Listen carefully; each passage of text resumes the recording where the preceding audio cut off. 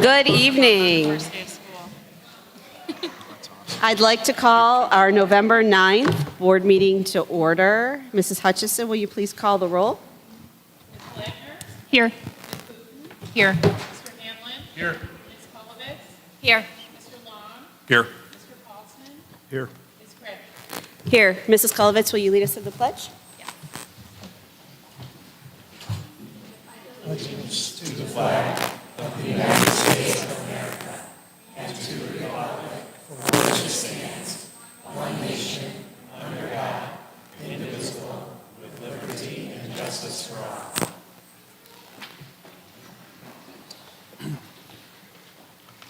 We are so excited to be at Longfellow tonight. So I'm going to ask if Mr. Walsh will come up and tell us a little bit more about Longfellow. Yeah, thank you. We're so excited to have all of you here this evening. It's a pleasure to host you. And first, I wanted to start off here quickly. I know we've got a group of wonderful-looking young adults here that are going to be talking to us in just a minute here. But I do know that we have a couple of our staff and our parents and PTA that are here this evening. And I just want them, just real quickly, if you could stand, I just want to recognize you and thank you for coming out this evening. Please.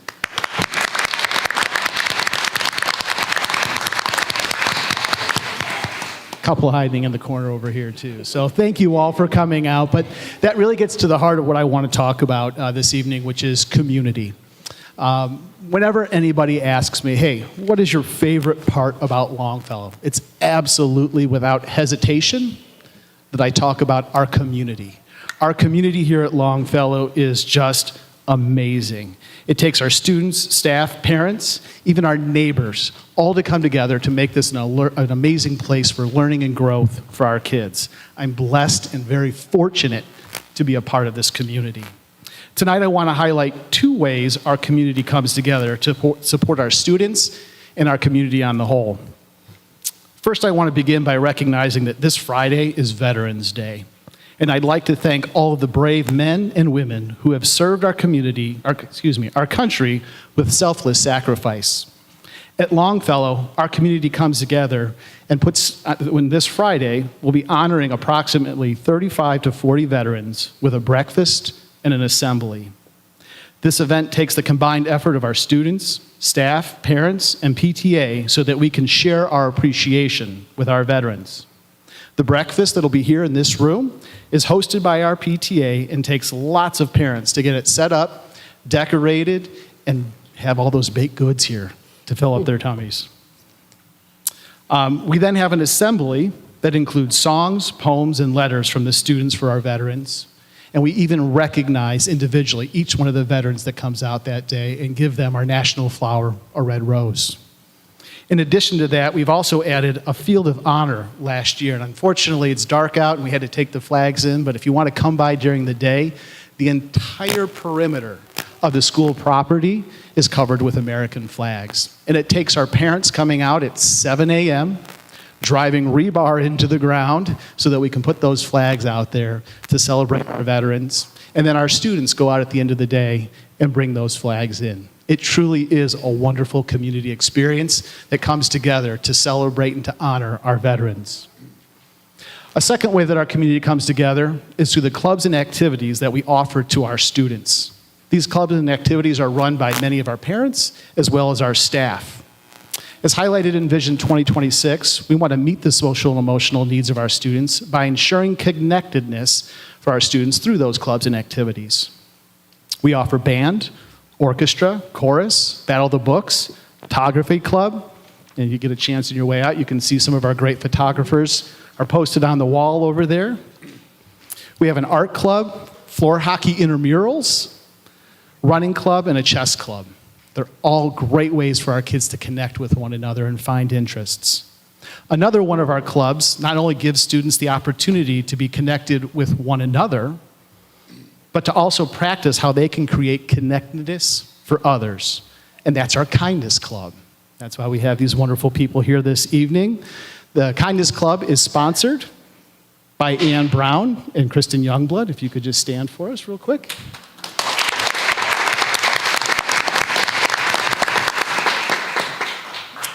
And our Kindness Club members that are here this evening are going to share with you about their club and how they work to care for our community.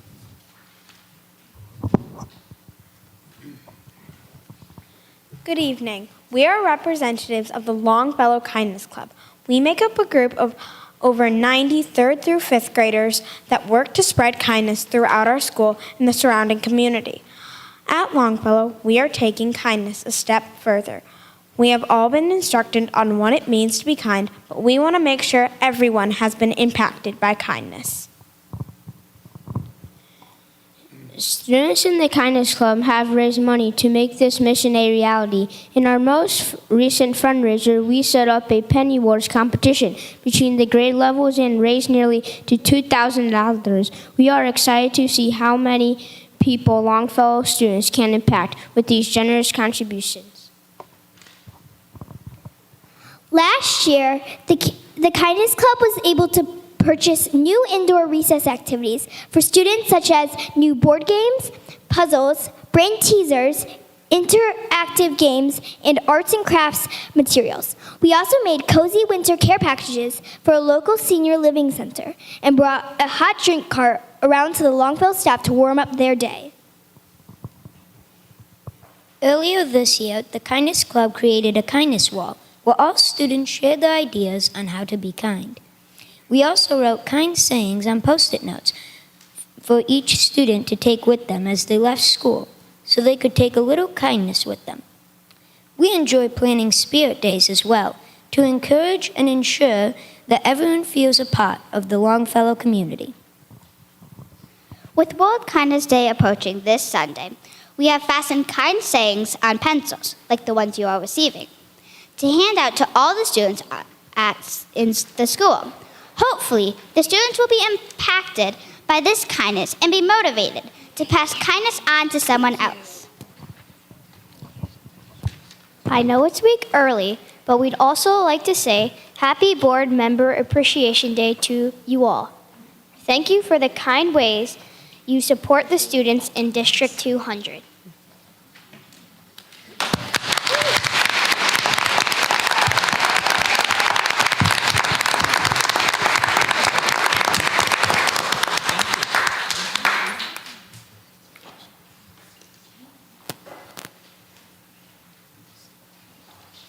Thank you so much, Longfellow students. I can't think of a better way to start our meeting than with you reminding us of kindness. Thank you.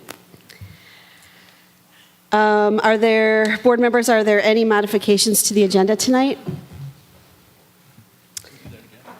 Yeah, I know. It was made my day. We have some recognitions and achievements. The first one is Ms. Lauren Nielsen, Illinois Art Education Association Junior High Middle Level Art Educator of the Year. Dr. Schuler. Absolutely. Thank you. It's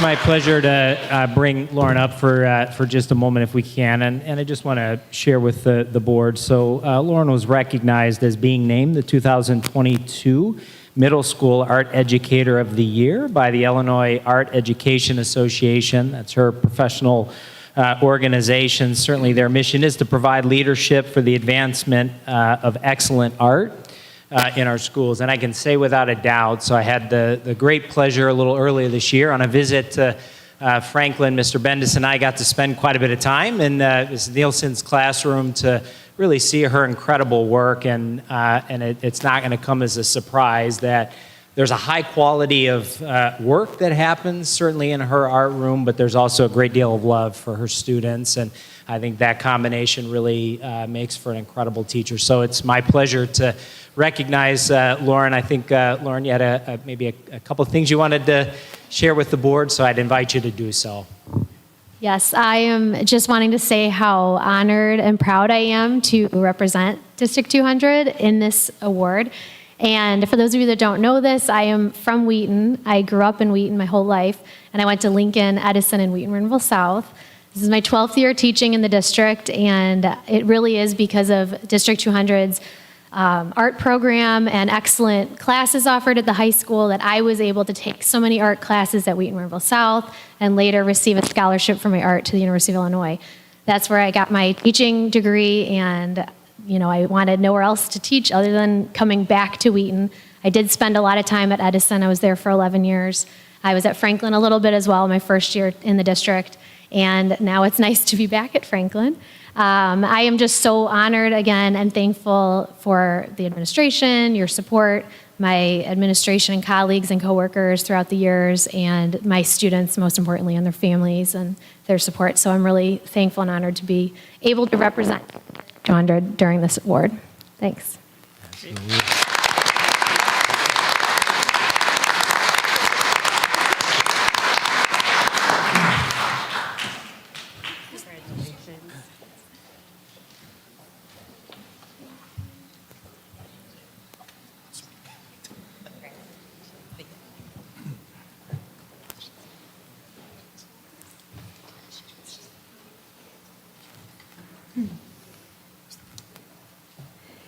And we have one more recognition, Mr. Tom Wentland, Illinois Design Educators Association Drafting Educator of the Year. Yeah, and Mr. Wheaton, unfortunately, could not be with us here tonight, but I still wanted to make sure we recognized him on the board agenda this evening.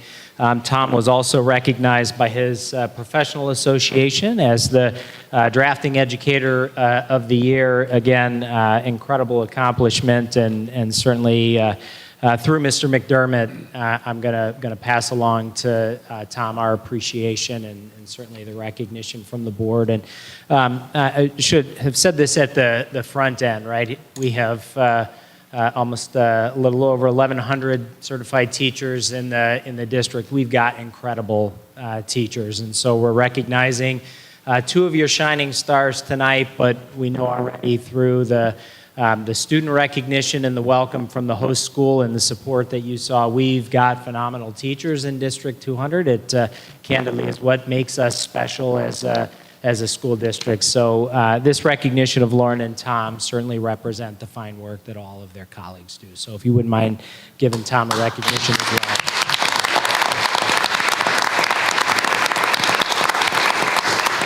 Before I go into my board report, Mrs. Lackno, do you want to get pictures, or did you get pictures already? On the way out. Okay, thank you. Board report, just two things. Dr. Schuler did send out to us a Veterans Day calendar of lots of different opportunities. I know I've been to the Longfellow one before, and it's a wonderful breakfast and honor that they recognize the veterans in their community.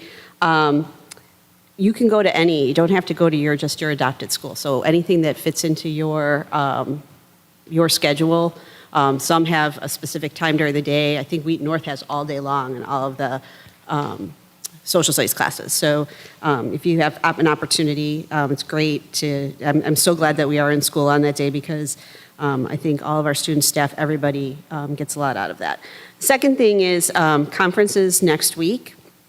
If everybody could, at the December meeting, maybe just a short little blurb, a few sentences, something that you learned in one of the, we don't need to take a lot of time talking about it, but maybe something, that you walked away with that you could bring back to our district to share.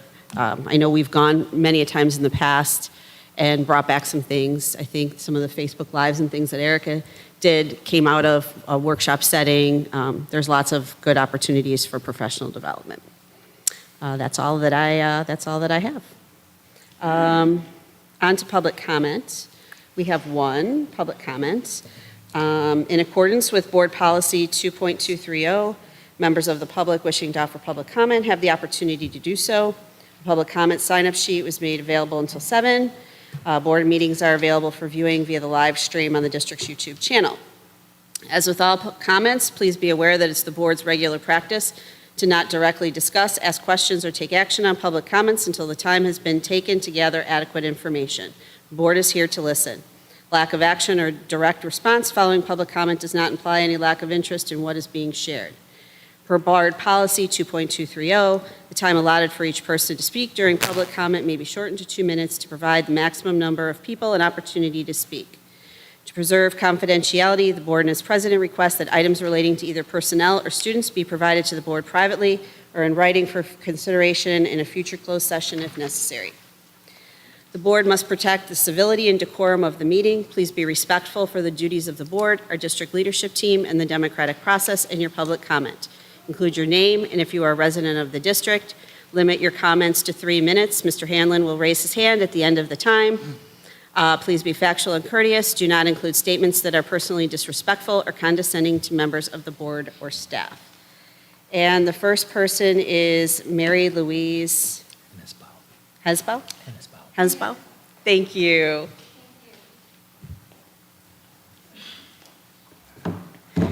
Good evening, Board of Education, Dr. Schuler, and dedicated staff and community members. My name is Mary Louise Hesbaugh. I'm a Longfellow and Franklin parent. I'm also on the Citizen Advisory Committee. And we're so happy to have you at Longfellow. This is such a great school, and our principal is fantastic. Our teachers are incredibly dedicated. My oldest son is getting a great education too at Franklin, and he has Ms. Nielsen for art, and she is an incredible teacher. He loves her. I was like, oh my gosh, that's the person, great. So we are just so fortunate, and I want to thank you for all of your hard work and dedication and all the time you put in. I wanted to talk briefly about LLC policies for sexually explicit materials, and I would like to propose and encourage you to be open to an opt-in approach instead of an opt-out approach. Sex education was my field. I spoke to over 180,000 students in 34 states about sexuality issues. And I wanted to highlight peer-reviewed studies that show that early exposure to sexual materials leads to an increase in risk-taking behaviors and harms students' mental health. One study is from the National Institutes of Health, and it examines the effects of early exposure to sexual content. It stated that 80% of Americans have early exposure, and the study concluded, quote, sexually explicit media exposure predicted early sexual debut, unsafe sex, and multiple sexual partners. Another NIH study showed that this has major consequences for mental health in young people, particularly in girls. This NIH study showed that females who initiated sex at 16 years or younger were likelier to experience a major depressive episode in young adulthood. There's a third article also from the Journal of Psychiatry Reform. The author concluded, in summary, exposure to pornography is not trivial. It can have traumatic effects, leading to significant distress, disruptive behaviors, compulsive sexuality, and even suicidal attempts. One might try to say that sexually explicit materials in our libraries are not pornography because the images are cartoon depictions or they're intended to help, not harm. But the definition of pornography, according to the Oxford Dictionary, is, quote, printed or visual material containing the explicit description or display of sexual organs or activity intended to stimulate erotic rather than aesthetic or emotional feelings. These books, such as Genderqueer, are not providing artistic nudes such as Michelangelo's Sistine Chapel, but rather depicting minors actually engaging in sex acts. Thank you. In conclusion, I just encourage you that I have not seen any peer-reviewed data showing that these books actually help our youth. And so I encourage you to be open to an opt-in approach for parents who feel that these materials are okay for their kids, that they could opt in. It would be a less burdensome thing for parents. Thank you very much. Thank you. Dr. Schuler, your report? Thank you, Mrs. Crabtree. Just a couple of things I want to share with the board under my report this evening. Number one, I don't know if you noticed when you walked in, I tried to catch a few folks on the way in, but if you didn't notice on the way in, check it out as you're leaving tonight. There was a great collaboration right by the front door of the building today, actually the whole area at the front entry right here as you came in.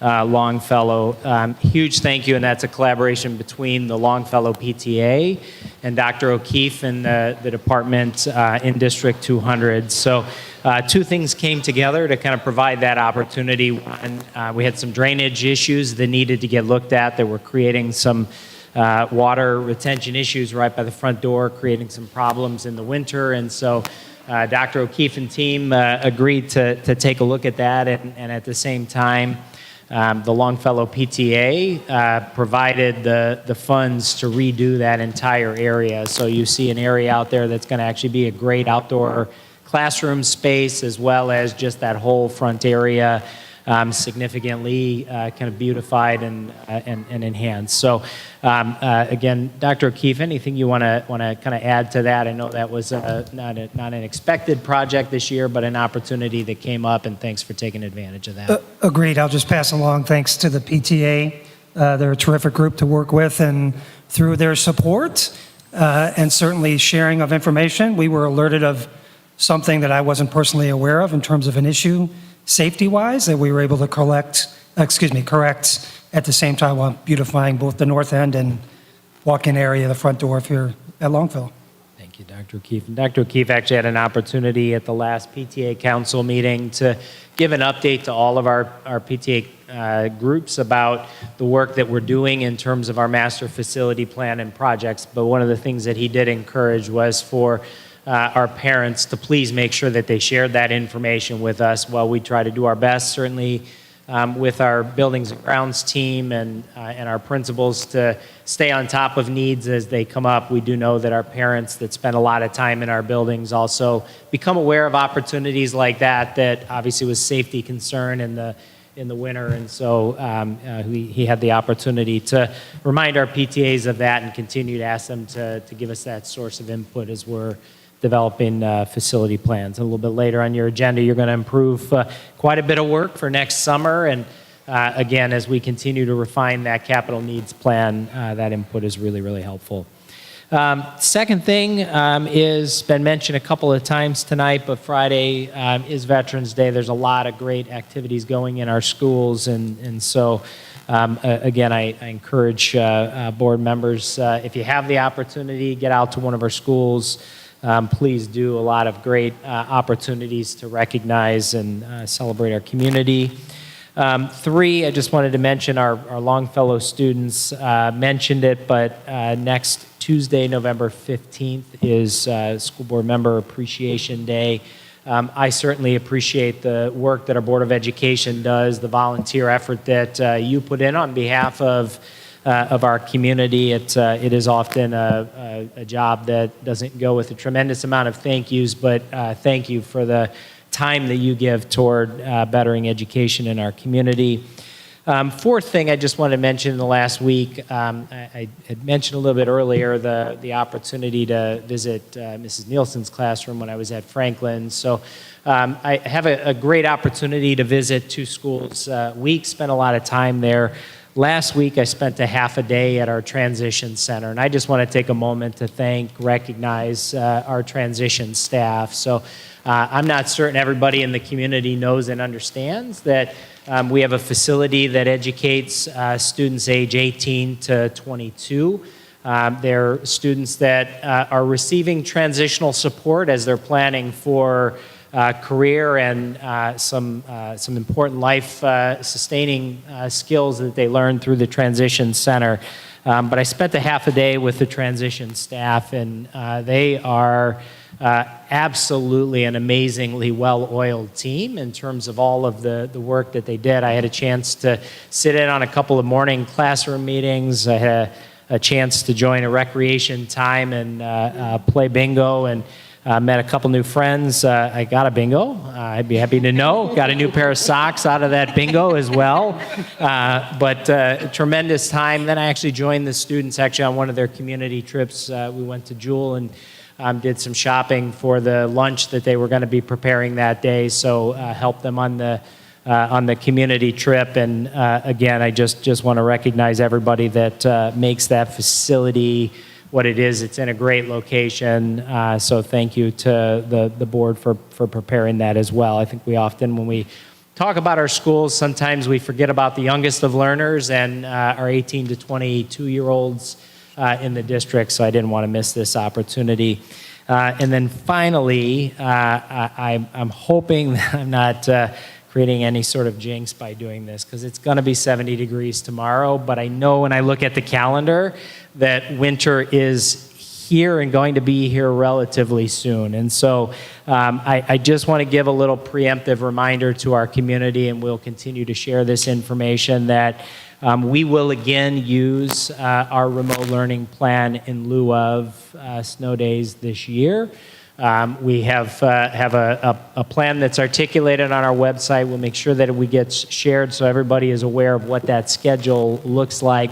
One question that I often get asked, and I understand the context of it, is why can't we just always make that call the night before if we know there's a potential of a remote plan? And I just want to share for both the board and the community that my first goal is always to get students in our school building. And so if there is any opportunity that we're not certain what the morning is going to look like, or our ability to get students into our buildings, I'm going to wait until the morning if there is any opportunity for us to bring students in when we absolutely know what's coming to us. We have, in fact, made that call from time to time the night before. But again, I just want to mention first priority when we can is to, if we can safely get our students and staff into our schools, we're going to choose that option.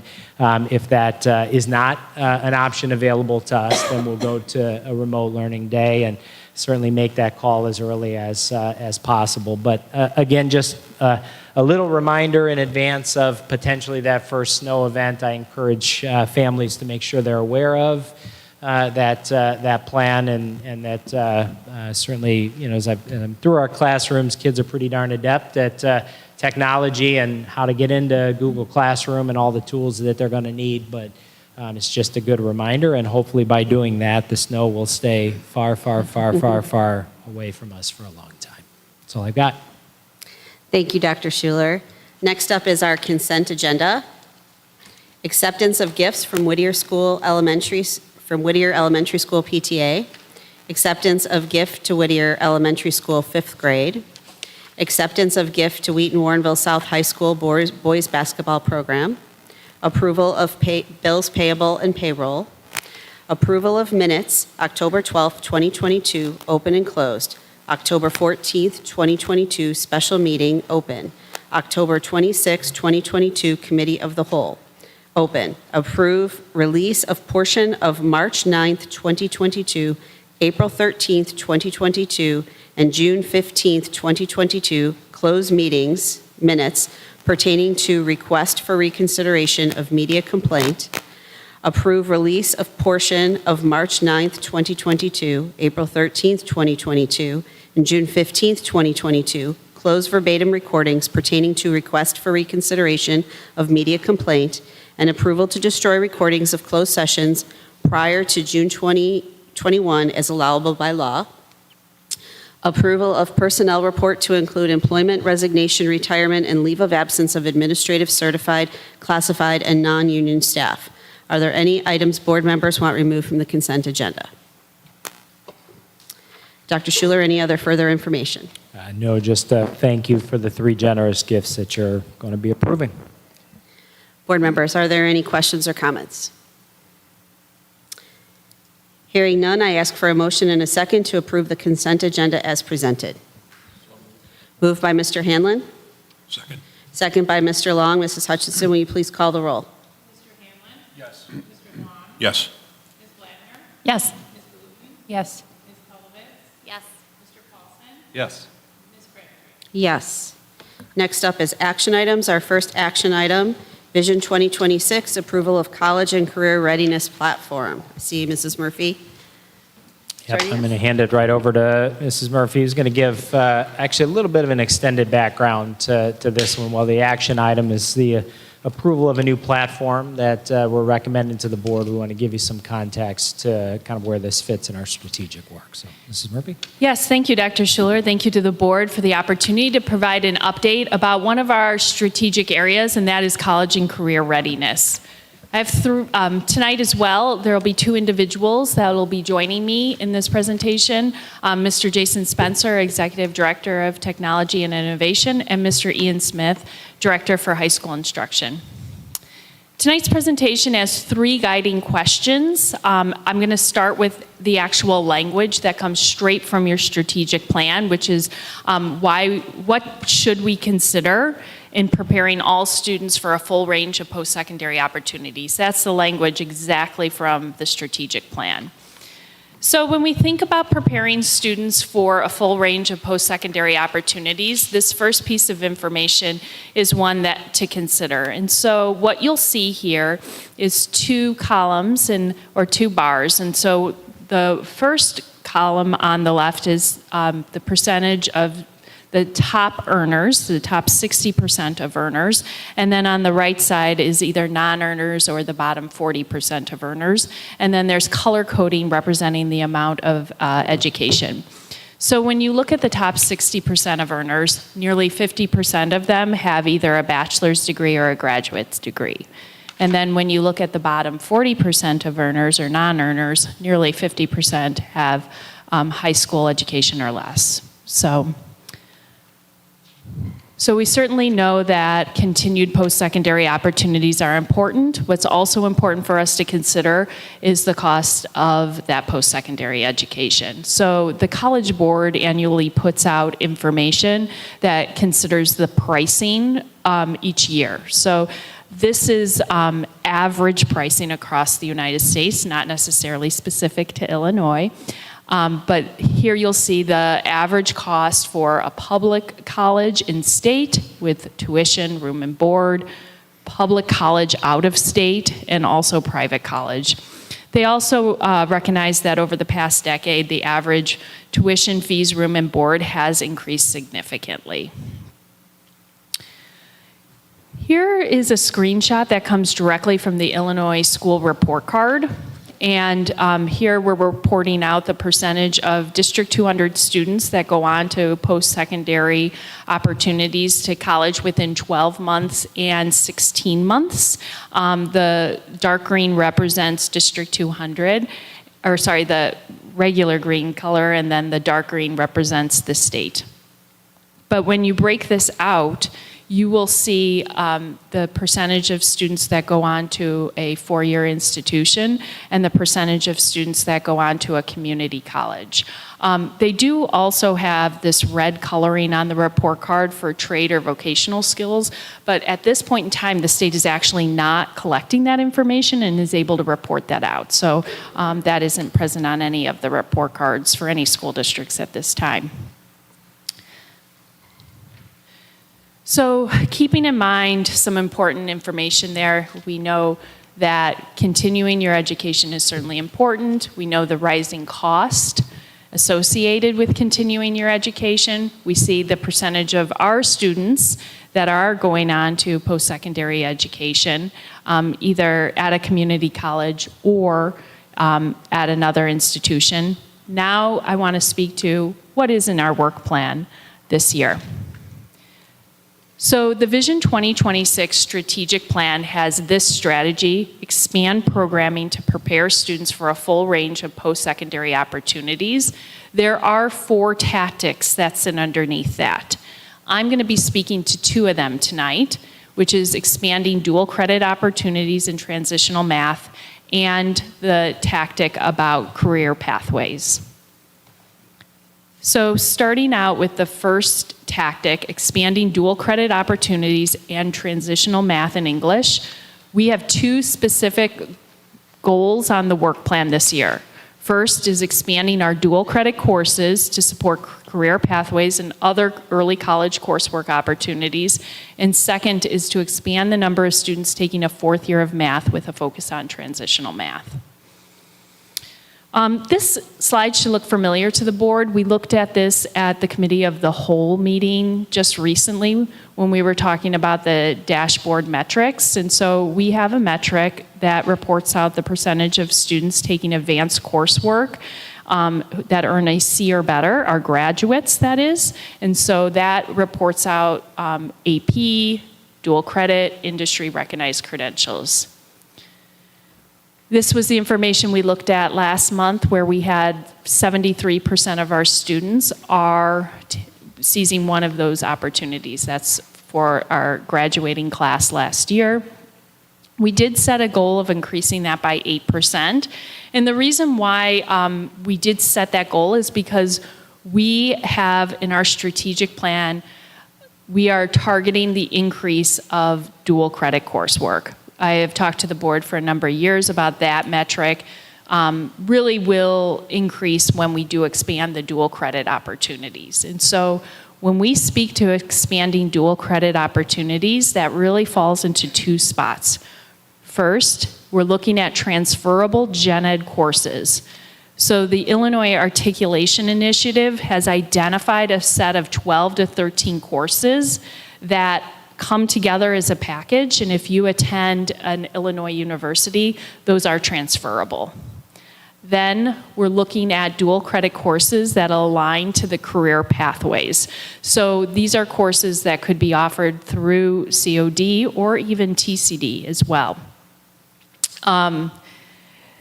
It's also important to note for our students who do take a dual credit course that is with COD or with TCD, that comes with no additional cost for our students. So here you see that timeline of our plans to expand dual credit coursework.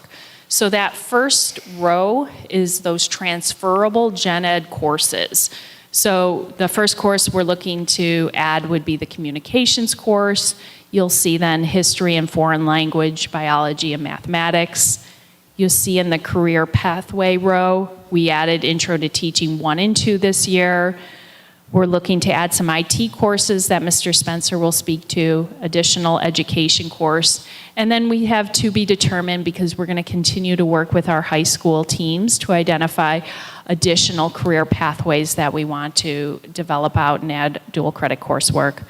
We have added some other dual credit courses this year as well that are listed on this slide too. The second area for our work plan is around a focus on the fourth year of math. And so last month, the board looked at this information because this is how we are defining on our dashboard proficiency for our seniors for English and proficiency in math for our seniors. And so as a reminder, this is the Illinois definition of college and career readiness. Students can meet that proficiency through a course option or an exam option. And I highlighted a few here that are very pertinent to this idea of a fourth year of math. The idea of transitional math that we'll speak to in a moment. And if a student meet this criteria through an ACT score or an SAT score, if they also need to be enrolled in that fourth year of math.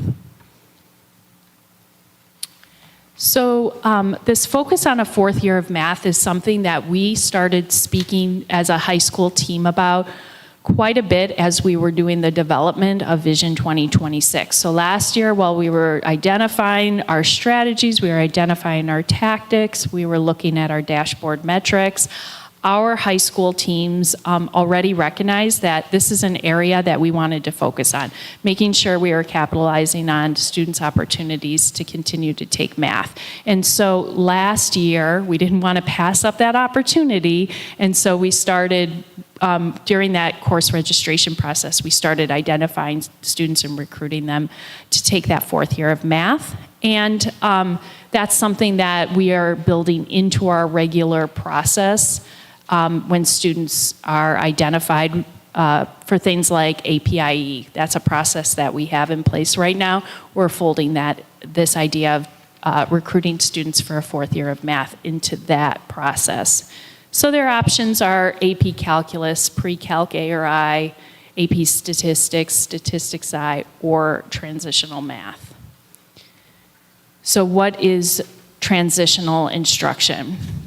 Transitional math and transitional English are courses that our students can take while they're with us here in District 200. And if they earn a C or better in those courses, they avoid taking remedial coursework and a post-secondary experience in Illinois. And so this really helps reduce remediation when they move forward. So we have been running transitional math at our high school since 2020, 2021. English, transitional English will be new for us in the future. This is a course that COD just developed. They met with us last spring, gave us information about what that course could look like. Our high school teams are currently in the process of developing that course. That would have to go through several layers of approval. It'd have to go through approval with COD, approval with the state, and then once we got those approvals, we would be coming to the Board of Education for asking for approval to offer that here in our coursework as well. This information speaks to the need for the transitional courses. So this is actually included always on the state report card, is the percentage of students that attend a community college that do need to enter into remedial coursework. And so this is always 2 years in the rear. So the most current information we do have is for the class of 2020. It is nice to see that we saw a decrease, especially in the mathematics space, of students needing to take a remedial course. So the work plan also has the tactic to develop an extensive career pathways program, including expanded opportunities for endorsements, review of graduation requirements, or review of middle school electives aligned to the career pathways. So there's 3 items on the work plan this year for this specific tactic. 1, to support the introduction of teaching internship opportunity. 2, enhance the informational technology pathway. And 3, support students enrolled at TCD to earn industry recognized credentials. Inside of your green folders, I did provide you with a copy of this career pathways handout. This is a document that Mrs. Loiacono and Mr. Smith put together that we do use when we're speaking with various community groups about our career pathways program. It's a nice 1-page document to give an overview of career pathways. And really, in a nutshell, Career Pathways is about aligning all of our high school courses to the 16 career clusters, and then mapping out a comprehensive experience for career exploration. So a career pathway includes the aligned sequence of courses, early college coursework as available, opportunities for industry recognized credentials when available, extracurricular experiences, and work-based learning opportunities. On our district website, you're able to find this site that Mr. Smith created specifically for career pathways. And so this is a really nice resource for our staff, our students, and our community. This is actually a live link in the presentation, so you're able to click on the image and it would take you directly to that site. And with each of those 16 career clusters, there is a page for each of them. And when you get to that page for the specific cluster, this is the information you would see. So I'm highlighting the education pathway because this is a pathway that we worked to develop more fully in this last year. And so you can see on here the early college coursework that's offered, the work-based learning opportunity that our students have, the aligned extracurriculars, the other aligned courses, and the industry recognized credential that would be available to students participating in that TCD program. The State Board of Education has also developed something new that's called a college and career pathway endorsement. Students could be, that are taking our education course could be eligible for this endorsement. The endorsement will be included on their diploma. And so they would earn this endorsement if they took career-focused coursework in the education pathway. They had the dual credit coursework, the Intro to Teaching 1 and 2. They did the work-based learning experiences. They have to do 60 hours. And they need to be prepared to enroll in the credit-bearing reading and math coursework. And so the image there are the 7 different areas that the state board is recognizing for an endorsement. So the 16 career clusters, they fold into those 7 bigger areas. So the education pathway will actually come into the human and public services endorsement. And so I'm going to turn this over now to Mr. Spencer, who's actually going to speak to you about the IT pathway. Good evening, everyone. I'm excited to talk a little bit about our next pathway that we are currently in process of getting off the ground. I think I might have presented the board last year. An organization that I like to reference a lot is the World Economic Forum. And what they kind of do is map out what are some of the biggest growing industries as far as jobs are concerned in the future.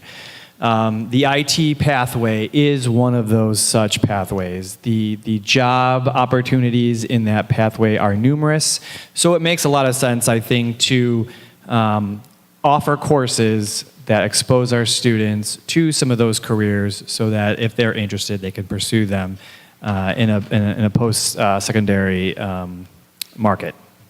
So what we did was we surveyed students some options, and the options that we gave them were some of the very popular careers that are out there in the IT space. The top 3 most interested courses that students said that if they could fit them in their schedule that they would like to take were graphic design, social media marketing, and video game design. So over the course of this year, much like some of our other courses with transitional English, we plan to sit down with our high school teams to explore the viability of offering these 3 courses, most likely for the 24-25 school year. So we'll plan this year and then hopefully bring to the board early next school year approval to offer these courses. So graphic design is a current District 200 course, but we are exploring dual credit opportunity through our partners at College of DuPage. Social media marketing would be technically a new course in our district. We do offer a marketing course, but this course specifically looks at how social media is used to market products and services. Our partners at College of DuPage also offer this as a course, so we are looking at possible dual credit opportunities. In fact, the instructor of that course at COD is a District 200 parent with a student at Wheaton Warrenville South. So hopefully that partnership comes to fruition. And then video game design. These would be each a semester-long course. So if a student had a full year open in their schedule, semester 1, they could take video game design 1 and then video game design 2 second semester. What's nice about these courses is they really support what Ms. Murphy spoke about, the values that we try to work into each of our pathways. So specifically with that social media marketing course, there is a supplemental piece of curriculum through a service called StuKent that actually has a virtual simulation that actually walks students through how to be a social media marketing manager. They're actually given a fake company and they use all the actual social media platforms to promote that business. And then we would also look, obviously, for more traditional routes and tapping on our community partners for some of those work-based experiences.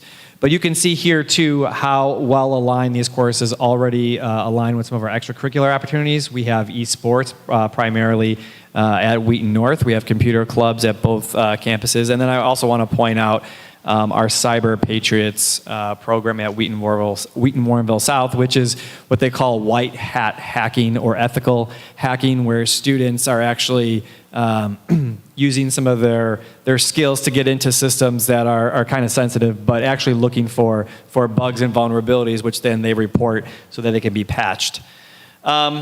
What's also very unique in this pathway is that at least 2 out of the 3 recommended courses could lead to industry recognized credentials. So if we were to pursue the Stu Kent supplemental curriculum, they do have an exam that students would be eligible to take, which they call as an industry vetted certificate. So this certificate is vetted by big companies like Google, Blogspot, a lot of other big people in the marketing industry if students successfully pass that exam. And then as far as video game design goes, students would be eligible to sit for 2 certifications, one for each of the courses, Video Game Design 1 and 2. The program that they would make these video games in, the coding language is C#, and then the platform they use, they would get 2 certifications, both on the programming side and the artistic side as well. So hopefully we can bring the board an update soon and hopefully offer each of these 3 courses.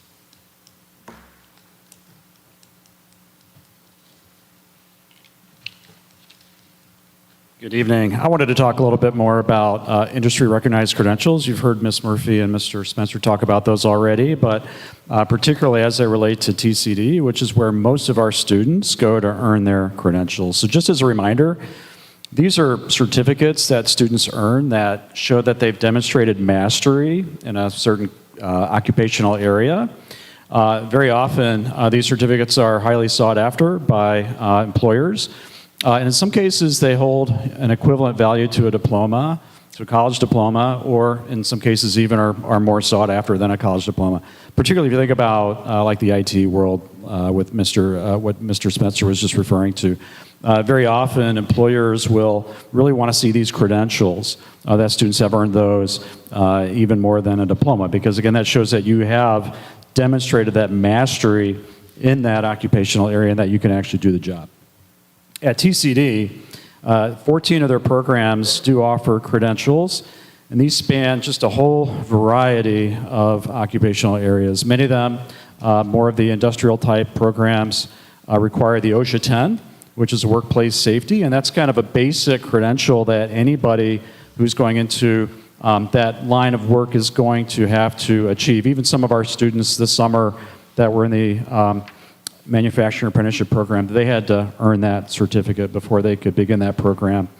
CPR AED is another one that they can earn, the first responder defibrillator certificate as well in their fire science program, the EMT certificate, FANUC robot operator certificate and the robotics program, the HVAC, EPA 608. The ASC automotive area has many certificates that students can earn. The culinary area has many certificates that students can earn. And then there's many others. So overall, there's over 40 industry recognized credentials that students can earn just at TCD. So it's really an exciting opportunity for students who go there to earn these and to be able to, again, take those credentials with them when they leave TCD and use that to get a job or get into a higher learning academic program. And so recognizing how important these credentials are, we're putting supports in place for students at TCD to be able to make sure that they actually do earn them. Any student in a program where the credential is offered, our goal is that every student would earn a credential who's in a program that offers credentials. So some of the strategies that we're putting in place is, first of all, just to survey the students. Ask them about their understanding of credentials and their intent to take their credential exams, and also to identify if there are any barriers, if there's anything that's preventing students from going for these exams. Providing parents and students with information about the benefits of obtaining the credentials. And once some of those barriers are identified, if it is a certification exam fee, there's a few of these where students are asked to pay. Many of them are free, and they're covered in the TCD money that we pay to TCD through that fund. But in some cases, they are not covered by that. And so if that's an issue for students, then we would identify funding for those students to be able to not let that be something that stops them from taking this exam. Or if it's transportation, there's a couple of these that are off-site So if that's an issue, then we would work with the student to be able to find transportation for them to get there to take their exam. And then finally, working with TCD, just identifying as they're going through that registration process, who has signed up, who hasn't yet, having conversations, individual conversations with those students that haven't signed up for their credential exams, and just finding out, is there an use? Is there a problem? Is there a barrier we're not aware of? Is there another reason why you're not signing up? And just to encourage them to do that. So those are our strategies that we're putting in place to make sure that every student, again, does earn a credential, which leads us to our last guiding question. So how and why will District 200 update our college and career readiness platform? And these platforms allow students to put their credentials right into that so that they can keep track, and then we can keep track of their progress in achieving those credentials. And then this is also leads us to the last point on our 22-23 work plan. Utilize career pathways for students in grades 8 through 9 during course selection. So how are we going to do that? It's through a college and career readiness platform called Schoolings. There's a variety of platforms that are out there that achieve these purposes that we've laid out here.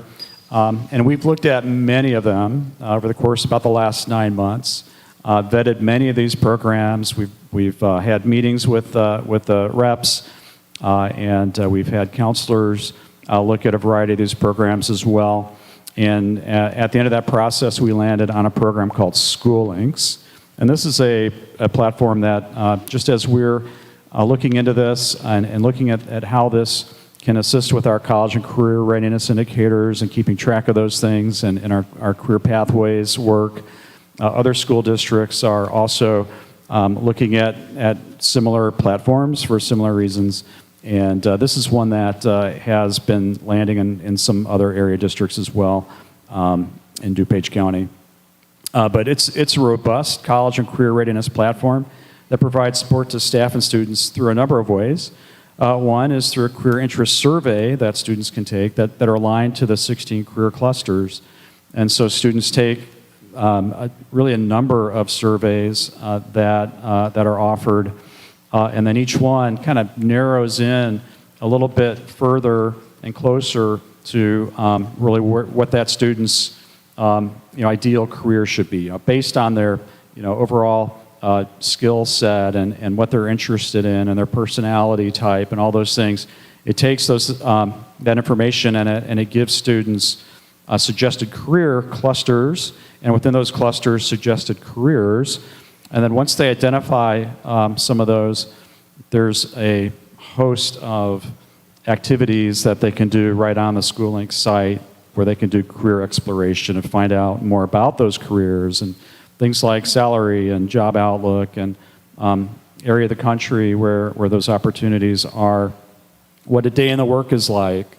It's really fascinating. And again, we've looked at a lot of these, but nothing really, in my opinion, matches Schoolinks in terms of the kinds of things that you can really find out. And one of the things that really struck us was that they have people you can ask an airline pilot, for example, a question, and Schoolinks has just a host of people and a host of occupational areas that are ready to answer those questions. So when you go onto that site, it'll have all the other questions that people have asked an airline pilot, and you can watch the video or there's a response. But if you have your own question that hasn't been asked, that airline pilot will answer your question. And then you'll get your response from that person in that work area, which is really phenomenal. And so again, going through the process of finding out about all the different career areas and doing that research, students are able to identify a career area of interest for them through which they want to create their career pathway around. There's also on the platform work experiences and internship opportunities that are related to the career area that they selected.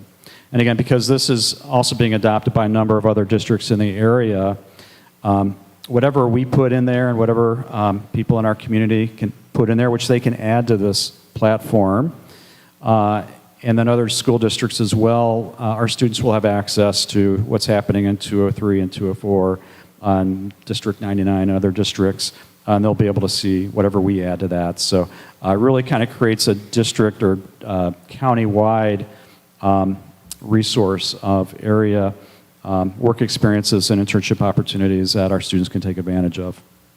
It provides a 4-year course planner. So again, when they look at that career area of interest that they've identified, and they look at, again, the Career Pathways website that we have, they can chart out a 4-year plan of coursework that they want to take. Again, that's related to that career area. There's a very robust college search engine. Put in your parameters, what you're looking for: big school, small school, rural, city, whatever, private, public, whatever parameters, and there's many that you can put in. It will give a list of colleges, again, a match to your career area of interest with their programming. And then once you select that college, you can take a virtual tour of the college where it just walks you through. As you're walking around the college, there are videos that students may have made where they show you around campus, and you can watch those. I watched a number of those for Wheaton College just out of curiosity to see what that looks like. And it was really fascinating to see what the inside of many of these buildings look like, and meet students through the video. But again, that's for many, many colleges, universities. That same thing is offered. Assisting students and counselors in communicating and scheduling appointments. This is another one I think really won over our counseling staff when they realized that through this program, they can put their calendars on there and their available time periods during the day. Their students can go in that are on their caseload, look at that, see when their counselor is available, and say, oh, I've got some time on Tuesday at 1 o'clock. That's maybe my study hall, and I see that my counselor has a slot at 1 o'clock on Tuesday. I'm going to grab that so I can have a meeting with my counselor. And it instantly shows up on their calendar and the counselor's calendar. They get an email, and that meeting is scheduled. And in terms of communication, a counselor can look at, let's see, who are my students that haven't got their letters of recommendation yet? They need to have those by October 15th. Let me look at my list of students that still need a letter of recommendation. Touch of a button, all those students come up.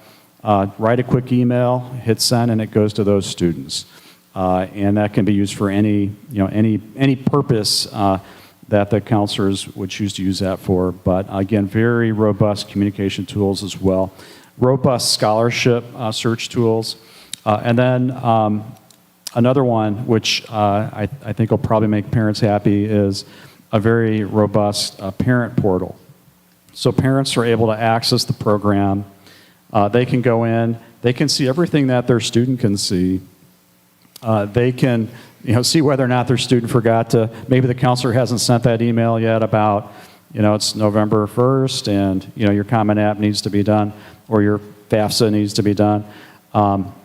They can see that as well and see those deadlines, and then make sure that they remind their own child that, hey, November 1st is coming up, make sure you get those things accomplished.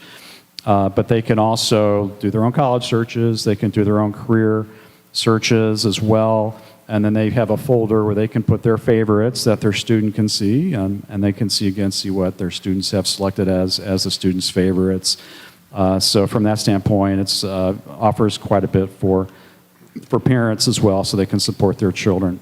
And then the last bullet point, which I'm really excited about, it's not on the list here, but they also offer alumni accounts for life. And so that means with any student, once they have a SchoolLinks account, they have that, again, for the rest of their life. They have access for free to all the features on the program. And it also allows us to be able to keep track of them, where we can continue to communicate with them long after they've graduated. So we're excited to see how that's going to allow us to, again, to continue to keep in touch with our students once they leave us.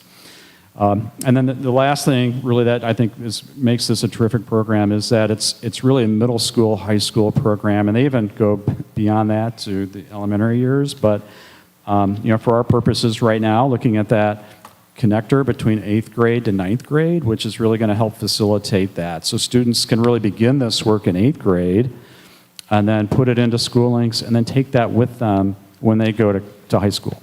And all that information will be there for them, through all those years going forward.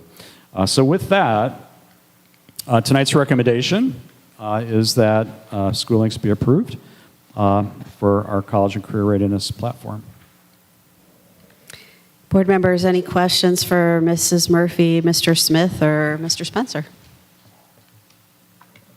Who'd like to start? Mr. Paulson? Sure. I'm reaching for the microphone. All right. So this replaces Naviance, right? Okay. First off, I love the fact that it exposes students in 8th grade to this. I mean, my whole career in life is a result of a 7th grade industrial arts class, which led me to wanting to be an architect, and I had that pathway through high school. So my question is, and it's more complicated conversation, I guess, but do our kids have enough experience or different experiences and exposure in middle school to be able to launch into something that early is, kind of as big as a potential area of study or career?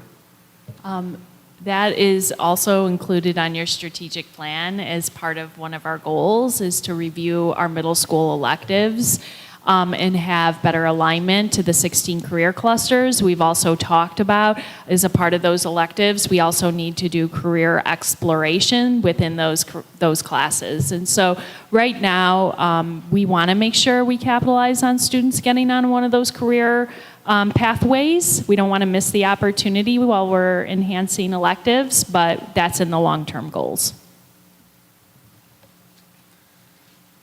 And I guess the other comment was about the IT classes, video game design. I didn't realize how big of a industry video game design was. I just happened to be looking at EA Sports the other night because I had heard my daughter's graduating with a degree in audio engineering. It's amazing how many EA Sports, there had to be 2,000 opportunities. Everything from project management to artistry, finance. I mean, it's a totally underappreciated for our generation how big an opportunity that is. So I was happy to see that. Yeah, the number one earning app category in the mobile space are games, and so the language that students would learn in video game design would be mobile games. Yeah. So I'm excited to see that. Kind of related to what you had said, and just made me think, just to clarify. So yeah, it's a lot to think about a student in the 8th grade making a decision about a career for the rest of their life. But really, the approach that we take to this is it's that career exploration piece, just beginning to think about that, beginning to make some decisions about what they want to do. That doesn't mean they're necessarily locked into that for the next 4 years. We'd want them to create that 4-year plan, but that can change. Anytime along the way, they may take a couple of those classes and realize, no, this isn't for me, and then they go to maybe their second choice on the list in their career exploration work that they did, and start taking some of those courses. So just to want to clarify, we're not suggesting that students would be like on a trajectory for the rest of their high school career. But it gets them thinking, which is the purpose. Other questions or comments? Can I follow up to that? So there's not an expectation that a student choose a career path program in high school, right? If you had a student who just wanted to do a liberal arts education, that's fine as well, correct? Yes, I think it's just an opportunity to be more strategic about, especially like your electives selections or even your regular coursework. You can just have the opportunity to be more intentional if you had a strong career interest. Sorry. And thank you for bringing up electives, or that word, because it triggers in me just my another opportunity for me to plug or put the idea out there that at some point in time our district will offer summer school courses in person, knowing that high school students who take a rigorous course and also want to take language and orchestra choir don't have time for some of these great electives that we're putting together. So perhaps if we could offer some things during the summer to open up the time in their schedules during the school year to take advantage of these electives, that's just a thought to put out there. Other questions? Ms. Clovis? I was wondering if you could speak to how this software gets in front of students. Like, is this passive where the student has to seek it out, or is there a structure of when they get to a certain grade level, like you will make sure that all students take that career pathway survey? Yeah, that's actually work we're formally doing with our leadership teams and with our counselors. So in fact, we are meeting with our middle school principals next week and our high school principals. They're sitting down together to talk about that transition from grade 8 to grade 9 and how all of this important conversations around career pathways, but also this tool is rolled out to our students. So that work is starting with our administrators and going to continue to our counselors. So it most certainly wouldn't be like, okay, this is homework, or hopefully you do this. This would be very specific and targeted and planned. And then I have one other question. Earlier in your presentation, you were talking about the percentage of students that go to four-year college and then community college, and then there was that the trades that wasn't collected yet on the report card. Do we know from our district about how many either go into the trades or graduate with that, the certificates from TCD? We do have our enrollment numbers for TCD, and we do have the number of students who earned an industry-recognized credential. So with us adding this to the dashboard, that's something that we're watching and monitoring even more. So we do know last year that 71 of our students who attended TCD earned an industry-recognized credential. Other questions or comments? I have some more questions. I want to go back to School Links just for a second. What is the cost difference between School Links and Naviance? School Links is within about $3,000. Sorry, I didn't. So it's very similarly priced to Naviance. It's about a $3,000 difference. Okay, so $3,000 per year? Yeah. That's Yeah. okay. And then for current sophomores and juniors who may already be plugged into Naviance, so how is the transition to School Links?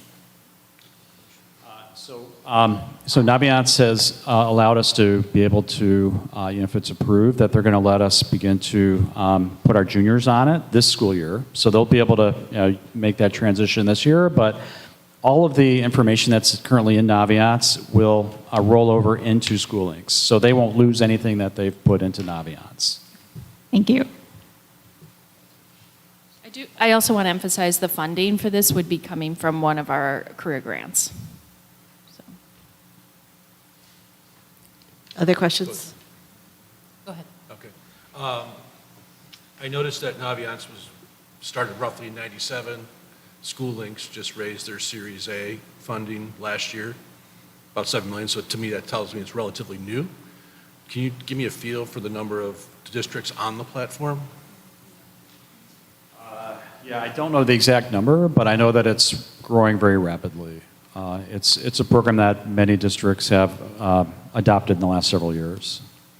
So I would just have a challenge out a little bit since they just raised their Series A funding last year. So I'm kind of curious what that number looks like. Maybe we could look it up real quick or somehow.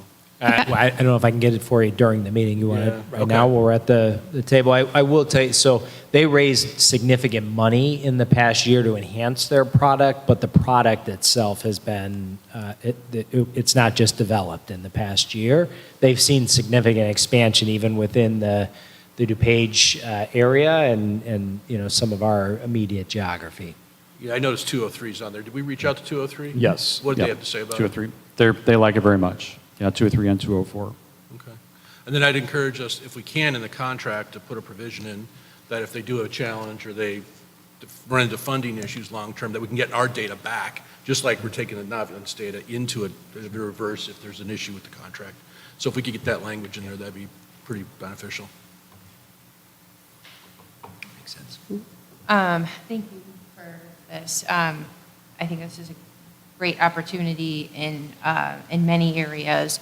I want to talk about something. I think this is a good place to bring it up. That might seem a little off the beaten path, but I think it's relevant to this conversation. That's just kind of come into my frame of view within the last couple of months. And part of it is that I am a parent to two teenage boys, and one is a junior, and I was reading a book on college admissions. And I noticed in that book it mentioned that college enrollment for males is declining. And that was surprising to me because I always felt like my son was going to be a bit at a disadvantage being a white male, basically.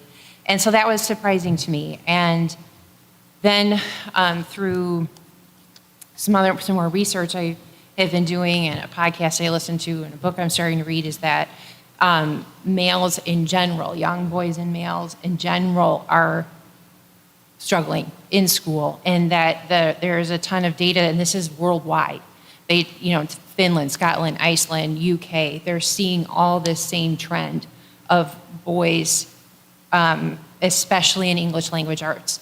And it just was very interesting to me because I'm seeing this a little bit in my household. And I looked at the Illinois report card that just came out, and if you look at under academic progress for proficiency in English language arts and look at the comparison of male-female in our district, there's a 10-point difference.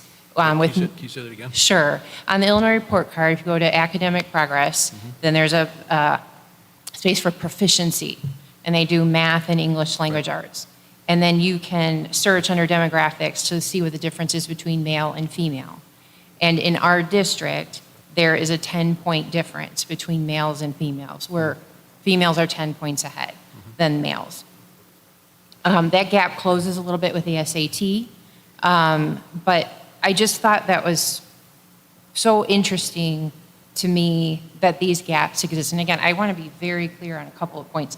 This is not unique to District 200 in any way. Like I said, this is worldwide. They're seeing this for this data that I have been looking at. And the other point I want to make, none of this data is in no way, shape, or form saying, hey, girls, slow down. Like, it's girls run with the wind. Go, go, go, go.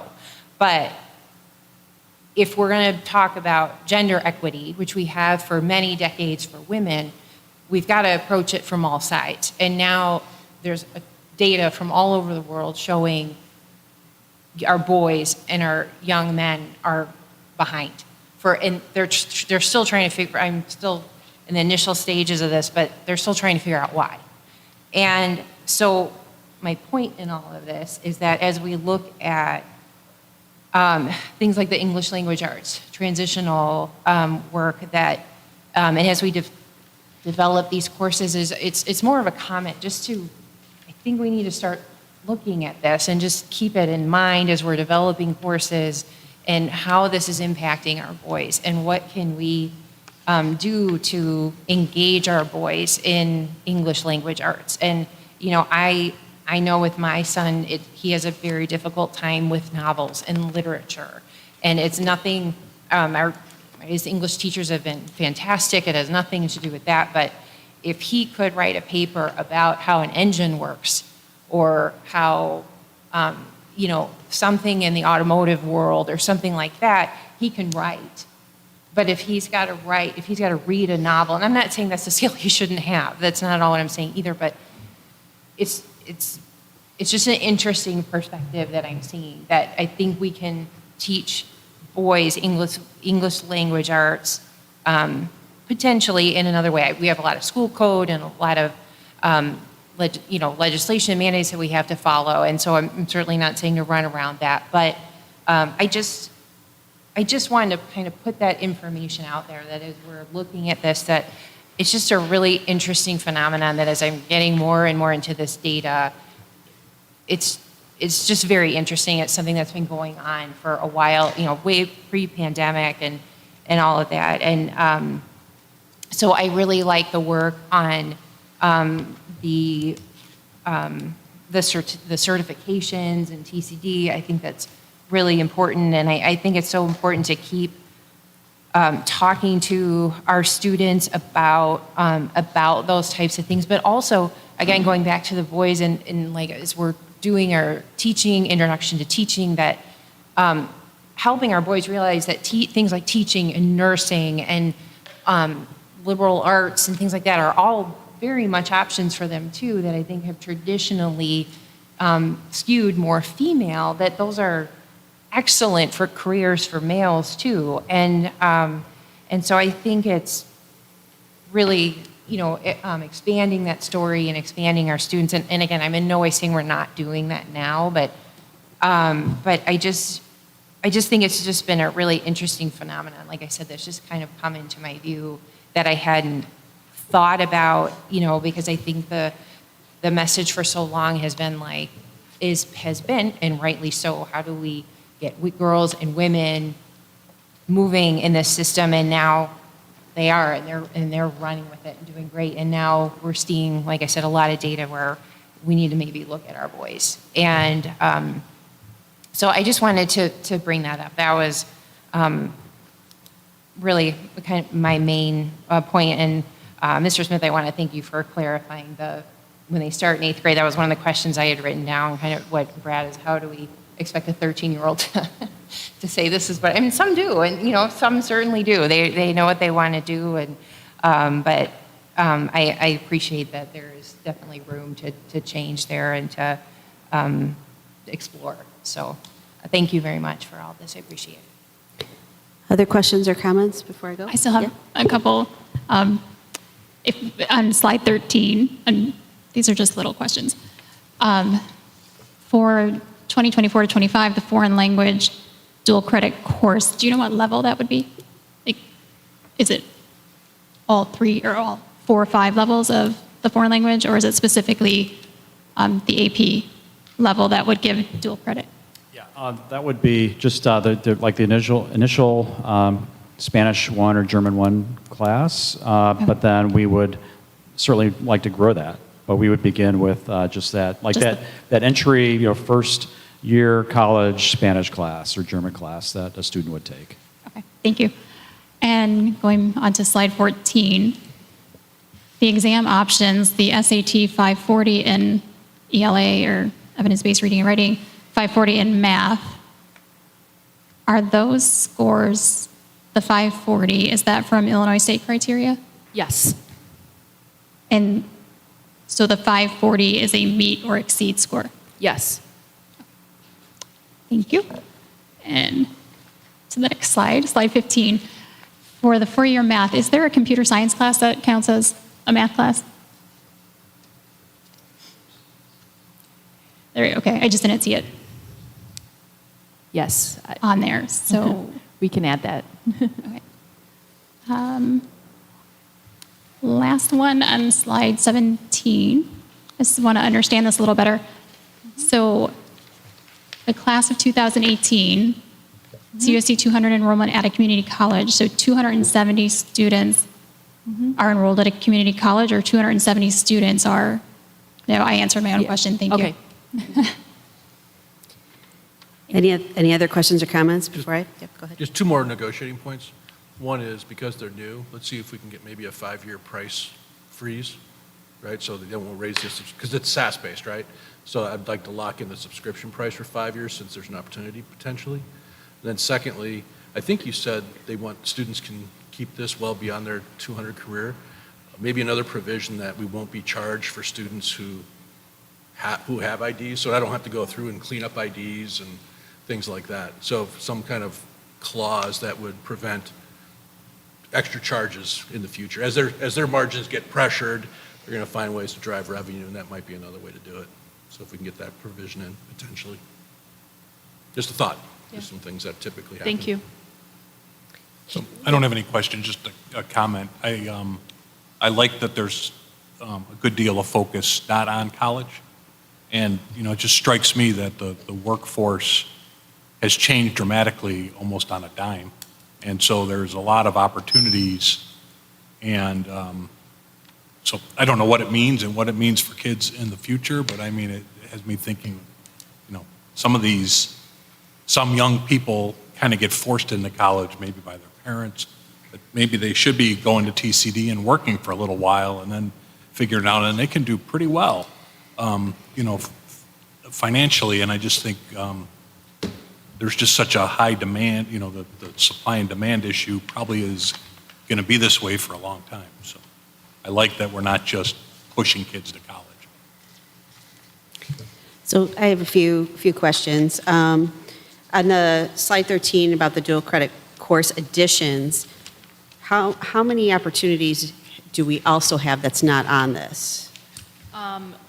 We have 7 total courses that are dual credit right now.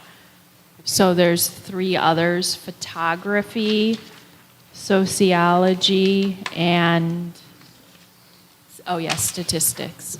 Yeah. Then for our I-level students who are in Algebra 2, are we also, rather than pushing them to pre-calc, are we offering anyone that opportunity for transitional math, or is it only those maybe identified that might be better than going into pre-calc to go into transitional math? Can anybody do that program? The prerequisite right now to take transitional math is Algebra 2. That's what I'm saying. Is it open for all our Algebra 2 I-level students to take either, you can go pre-calc, or you could go transitional math if you're taking a 4th year? Yeah, I didn't know if we were just...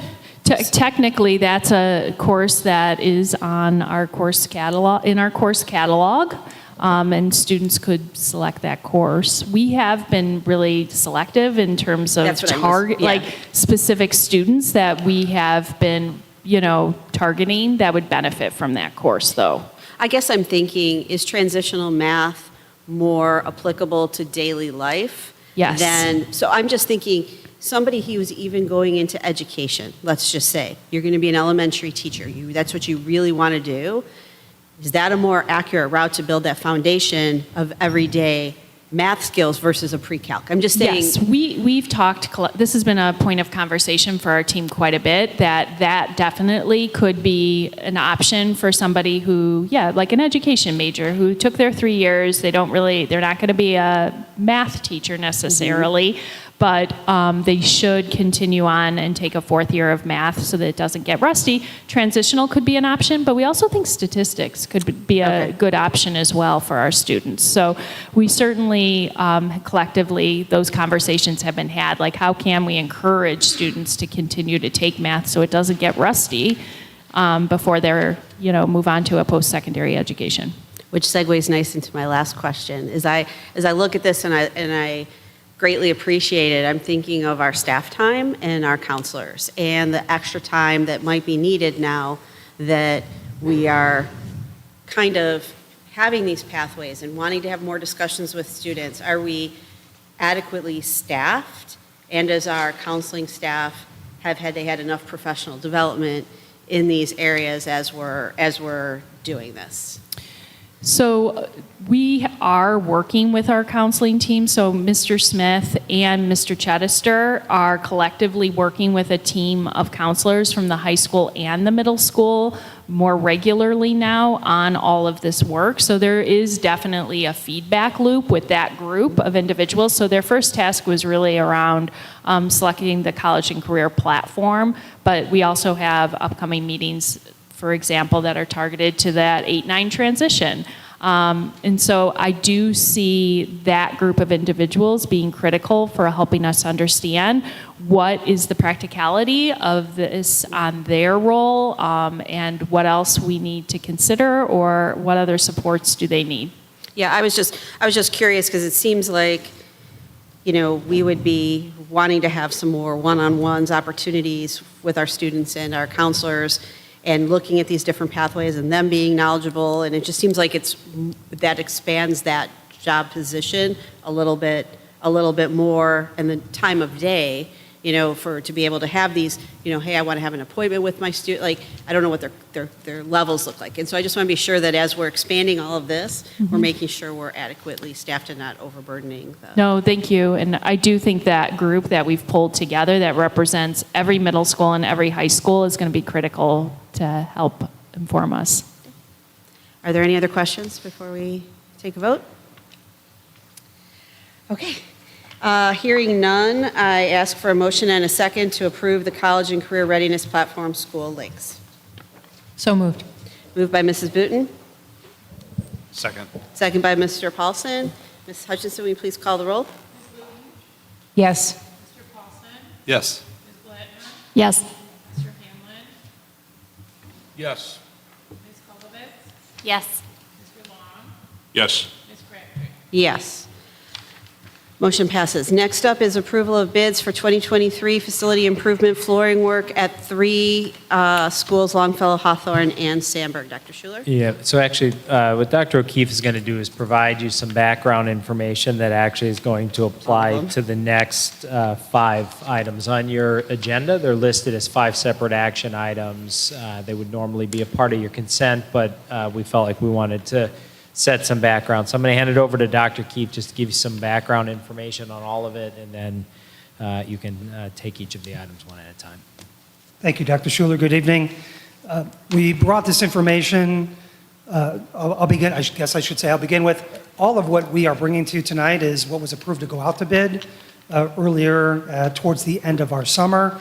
We went out to bid in multiple capacities. I'll walk through what that means and what it looks like and what you're seeing in front of you.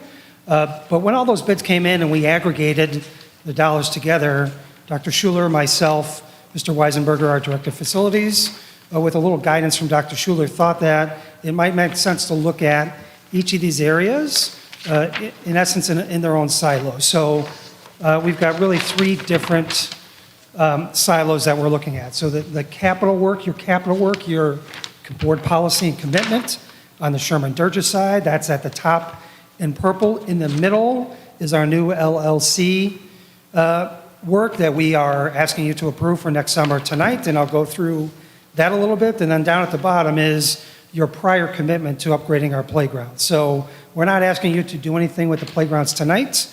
Our main architect for that, Upland Design, is actually bringing concepts back to each of the teams at Bauer and Lowell next week. We'll go out to bid in early December, and we anticipate being able to bring to you recommendations for your regular meeting in January.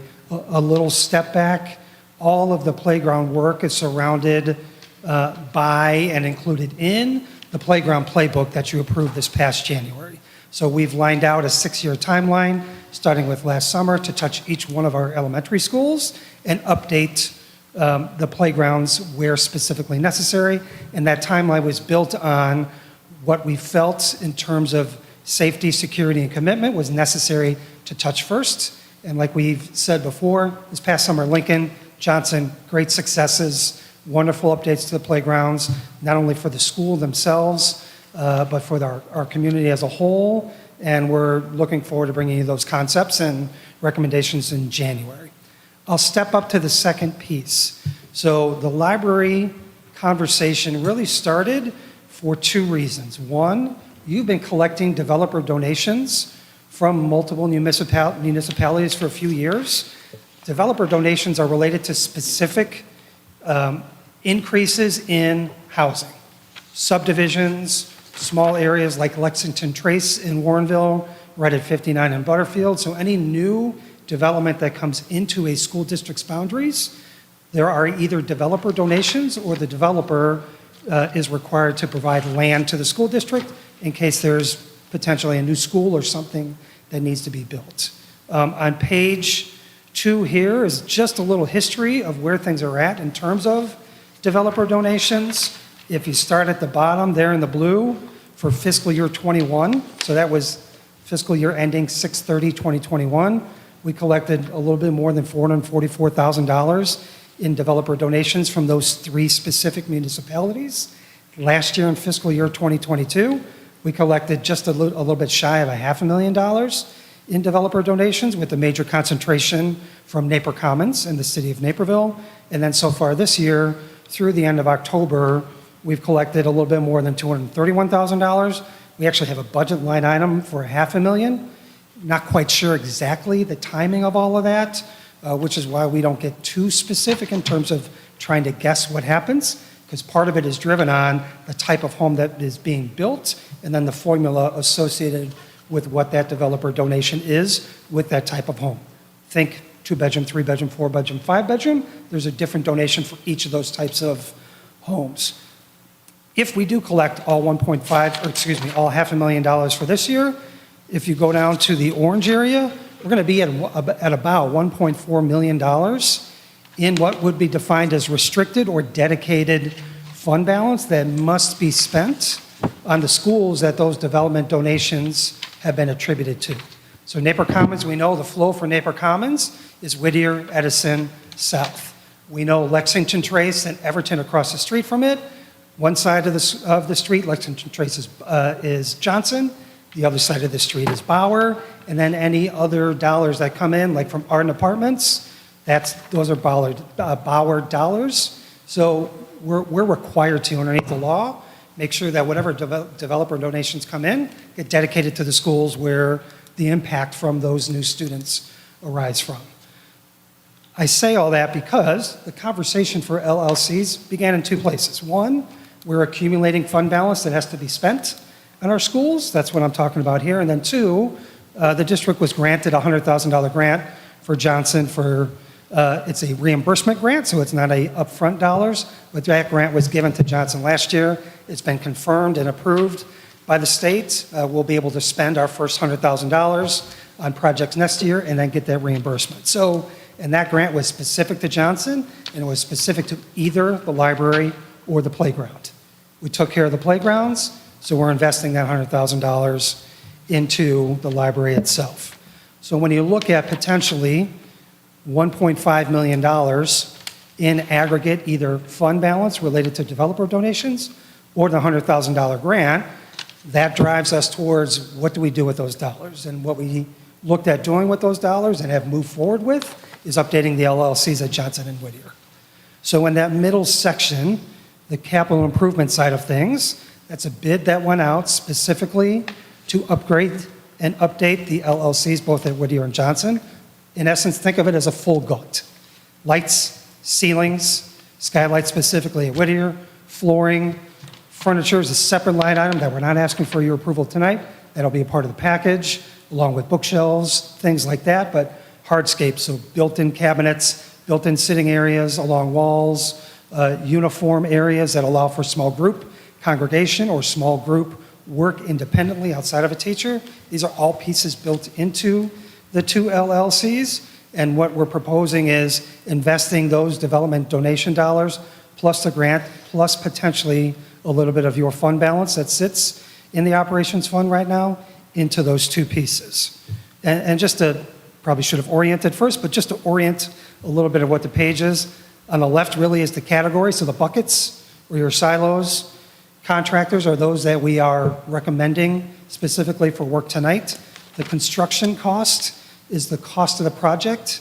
If it went out to specific bid through Leggett Architects, there may be a contingency involved, and a contingency in a capital project is just in case. So it's dedicated dollars that may or may not be spent, but are dedicated in case we run into something that was not anticipated during the project. When you add those two pieces together, that's your capital infrastructure. Any related architect fees you have as a separate line item in your budget. It does not impact your investment in capital. It's separate, and then you certainly see on the far right the total. So again, starting at the bottom, we're not bringing anything forward to you tonight related to playgrounds, but it's a part of our capital conversation for next summer.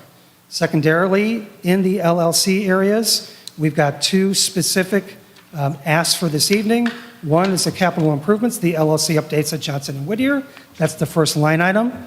That's the 1.556 plus the contingency of 100,000. That second line item, if you've been in Whittier and you've been in the LLC, there are 8 classrooms that are adjacent to the LLC. Our base bid includes updating the flooring in there, similar flooring to what you see below your feet here. But that secondary piece or that additional option is to take care of then ceilings, lights, occupancy, anything else inside those 8 classrooms, so that they are fully done. We'll paint them ourselves next summer by the time we're finished with that space. So in essence, we're asking you for a little bit of a walk in advance of taking care of some additional capital work at Whittier, but in terms of the work that's being done in the LLC, it just makes sense to extend it into the classrooms and then finish that whole wing of the building. That's the LLCs, and then our traditional capital work, your Sherman Durgis, is up top. So we looked at really 4 major areas for next summer: flooring, roofing, two major areas we touched on this past summer. Paving and concrete, same thing. We did do that this past summer. And then mechanical. Flooring, actually, the floor looks beautiful here at Longfellow. We need to finish the rest of the building. So it's all of downstairs classroom areas and upstairs classroom areas. All of Sandburg. Sandburg was the beneficiary of all new HVAC updates this past summer. And then Hawthorne, the MPR, the multipurpose room, which was the only area that was not done last summer, because that's where we had to store all of our classroom furniture. Those three bids in aggregate, the lowest responsible bidder was TSI Commercial Flooring. They've worked with us the past couple summers. Specifically, they did do the work at Hawthorne this past summer, and you see an aggregate dollar amount of a little more than $893 with a $30,000 contingency. Roofing, two pieces, Wheaton North, two big areas at Wheaton North, two big areas at Hawthorne, including actually then opening up one of the areas on the roof, putting a roof hatch there with an emergency ladder. We do not have access to the roof right now at Hawthorne unless we get an extension ladder and come up from the outside of the building. So that's an update. Pretty significant amount of work at both. The district, to my understanding, has not worked with GE Ritterford, either in a while or at all. I've worked with them in one of my previous districts. It's a good quality company, recommended certainly by our architect, Mr. Pizzetti, who's sitting behind me. You see those dollar amounts there. In aggregate, if we include all the contingency, about $1 million. Paving and concrete, so on the back end of Wheaton North, the really auditorium entrance, that whole concrete sidewalk, and then all of the parking lot back there is part of this package. Plus, on the back end of Wheaton Warrenville South, all of the concrete that is in the secondary auditorium and athletic entrance. All that concrete work, imagine the sidewalk in essence from the field house all the way to walking into the cafeteria area. That's the paving and concrete side of things. And then our fourth major piece is just moving to our next elementary district that had the greatest need in terms of updating HVAC. That's Lowell. So Lowell will get the benefit this coming summer of some new playgrounds and also an updated environment. What we have talked about in the past, but have not been able to fit it into the budget, is while we're taking everything down from the ceilings to run new piping and new wires and anything necessary, putting back up the same ceiling tiles and the same ceiling grid and the same lights may not necessarily provide the best aesthetic look when you walk into the building and you've got new floors or you've got new HVAC. So we believe we've been able to fit it in to the budget for this year. So Lowell would have all new HVAC, pumps, boilers, and then specifically all ceiling grid, all ceiling tiles, all lights moved to LED, interior and exterior of the building. So everything that we have in place that has a light right now will be touched in this project. The other piece to it, and we gave you some information in the board packet so you could look at side-by-side comparisons. We wanted to see when we can go back and touch Washington again. So Washington had a full HVAC update in the summer of 2021. The famous, well, either infamous or famous, not sure which one, story that I tell of my first real walk in my job with Dr. Schuler is we went through Washington, took a look at all the beautiful updates in the rooms, and he looked up to the ceiling and said, Brian, I think we have an opportunity here to look at fitting this into future projects. So this would be our chance to go back to Washington, touch every ceiling grid, every ceiling tile, every light fixture inside and outside the building, and then really close off that whole process for Washington as a whole. So you've got your Sherman-Durgis piece, your consistent annual capital commitment, which is in the purple. We've got our new piece for next summer, mostly funded by developer donations and a state grant, and then we'll bring playgrounds to you in January. That's all of your items from 2 to 6 on the agenda. Questions or comments from board members? So we talked about this last week at the facility committee, had a really good conversation, really dug into the details. If I recall, Lowell HVAC was intended to be last year, right? And we had to pull, was that the school we had to pull out because of the bids? No, that Lowell was an extra opportunity to look at it last year. Yeah, I think we bid it, but when the bids We came did. back, Yeah, we it was just 3 chose to point- pull it out. So Yep.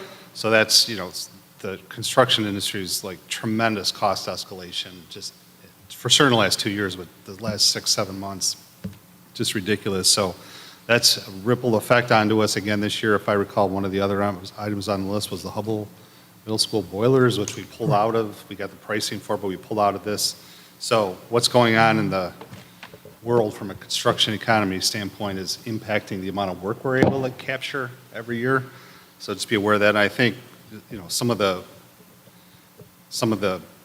implications are impacting our LLCs too.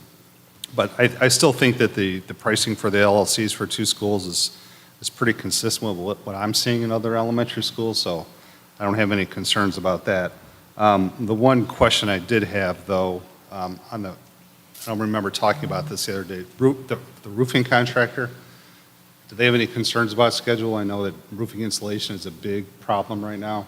I don't know if that came up in any, you know. Mr. Pressetti did the scope reviews with them.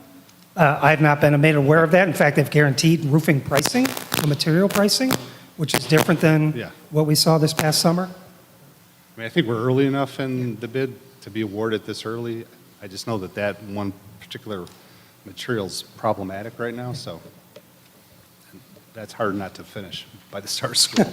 True. But yeah, I think we're staying true to our policy with the purple stuff, the Sherman Durgis policy. We're taking advantage of funds that we've been provided either through grants or developer donations to tackle some of the pilot projects that are still embedded within our facility master plan. And then, as you mentioned, the playground work coming at a later date. So, you know, from my perspective, I think this is a good proposal to continue in our investments in our facilities and, you know, protecting our taxpayer investment. Mr. Long, I think you had something. Yeah, I have a few questions. The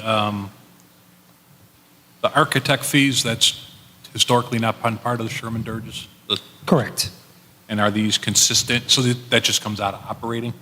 That's built into the capital project budget, Okay. Fund 60. Okay. That's a separate line item. And I'm just following the path that Mr. Farley set. He had separate budget for that in the past. It just doesn't stick in my head, so I understand that. Then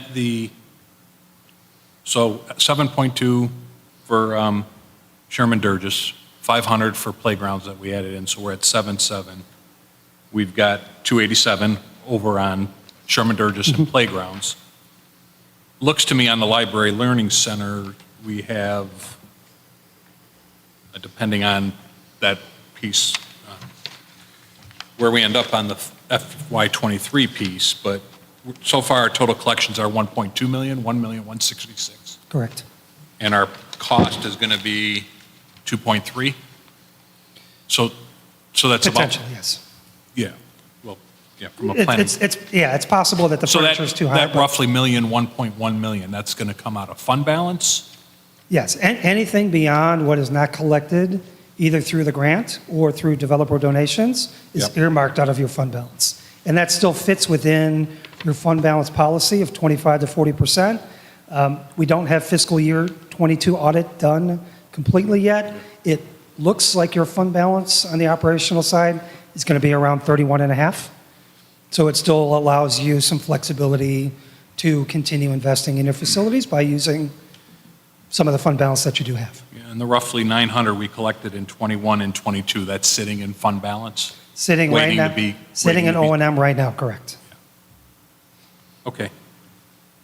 I just want to understand the moving pieces, so thank you. Other questions or comments? Mrs. Blattner? You referred to 1.5 million, and I'm kind of confused where that number came from. So the 1.166 is what we have collected as of October 31st right now, including fiscal year 21 and 22.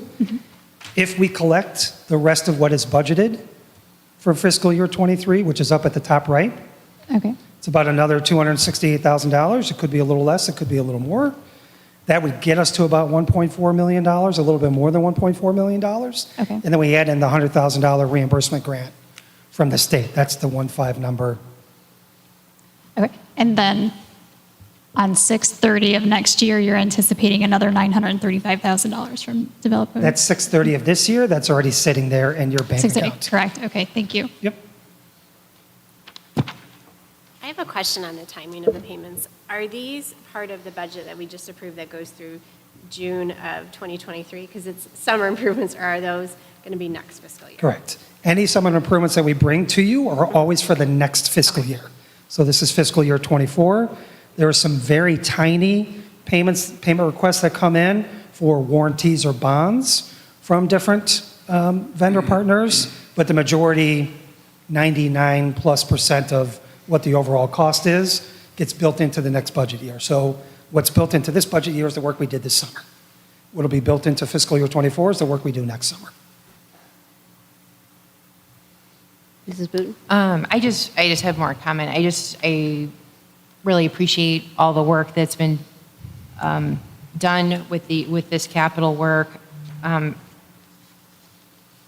I think all of this is still near and dear to my heart, coming out of 2017, and how long it's taken us to do this. But at the same time, we've stayed very true to what we said we were going to do after the failure of that referendum. And in addition, these improvements help with, I know there were some questions about efficiencies and with energy and all those types of bills that we receive. These improvements help in those aspects in saving us money. And it also supports our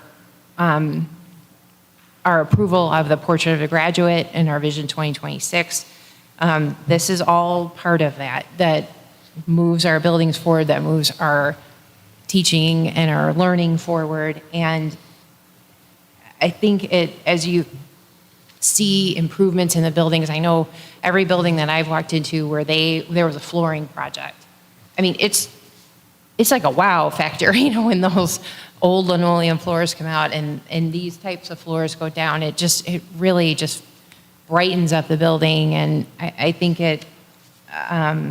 and I know Brad has talked about this at various points in time, that how much the atmosphere around you makes a difference in your learning experience, in your learning environment. And I just think that this is so important to keep moving forward as we can, responsibly, and in a financially responsible way, which I believe that we're doing. And we're using every grant dollar and that comes into play, and we find the best way to use it. And I'm just so happy that we have been able to continue this year after year and make the improvements that we have. So I fully support all of this. Thank you.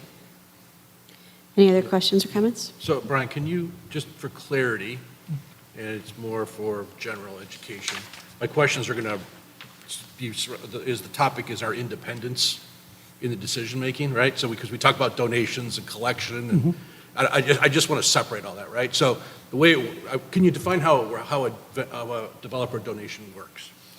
So if not if, but when a developer wants to put together a subdivision, let's use Napier Commons, it happens to be the city of Naperville, there's a specific approval process that they must go through for any type of overall development. As a part of it, Naperville has a code. And within that code, it specifically defines that if you are going to develop housing within the city of Naperville that anticipates impacting from a student count the school district or districts that it involves, you either have to, A, based on a formula, commit donations based on the number of homes and the types of homes that you're building, or offer land to the school district or school districts in lieu of those donations. We here several years ago, through Dr. Schuler, Bill Farley, and many at this table, went through the process of understanding what was happening in Naperville. Certainly developers are going to look to spend the least amount of money on donations as possible. Things were worked out where Pulte had to follow exactly what the letter of the law in Naperville was and not use Wheaton information. So those donations, every time that Pulte walks into the permit office at the city of Naperville, the number of permits that they're asking for they are required to bring a check with them to give to the city of Naperville for those specific permits. So if they're walking in asking for 8 permits for 4 4-bedroom homes and 4 5-bedroom homes, they already have a formula that they know what that check they need to cut to the city of Naperville is. Those monies go to the city of Naperville. About the middle of the following month, we get information in the mail from Naperville. It includes a check.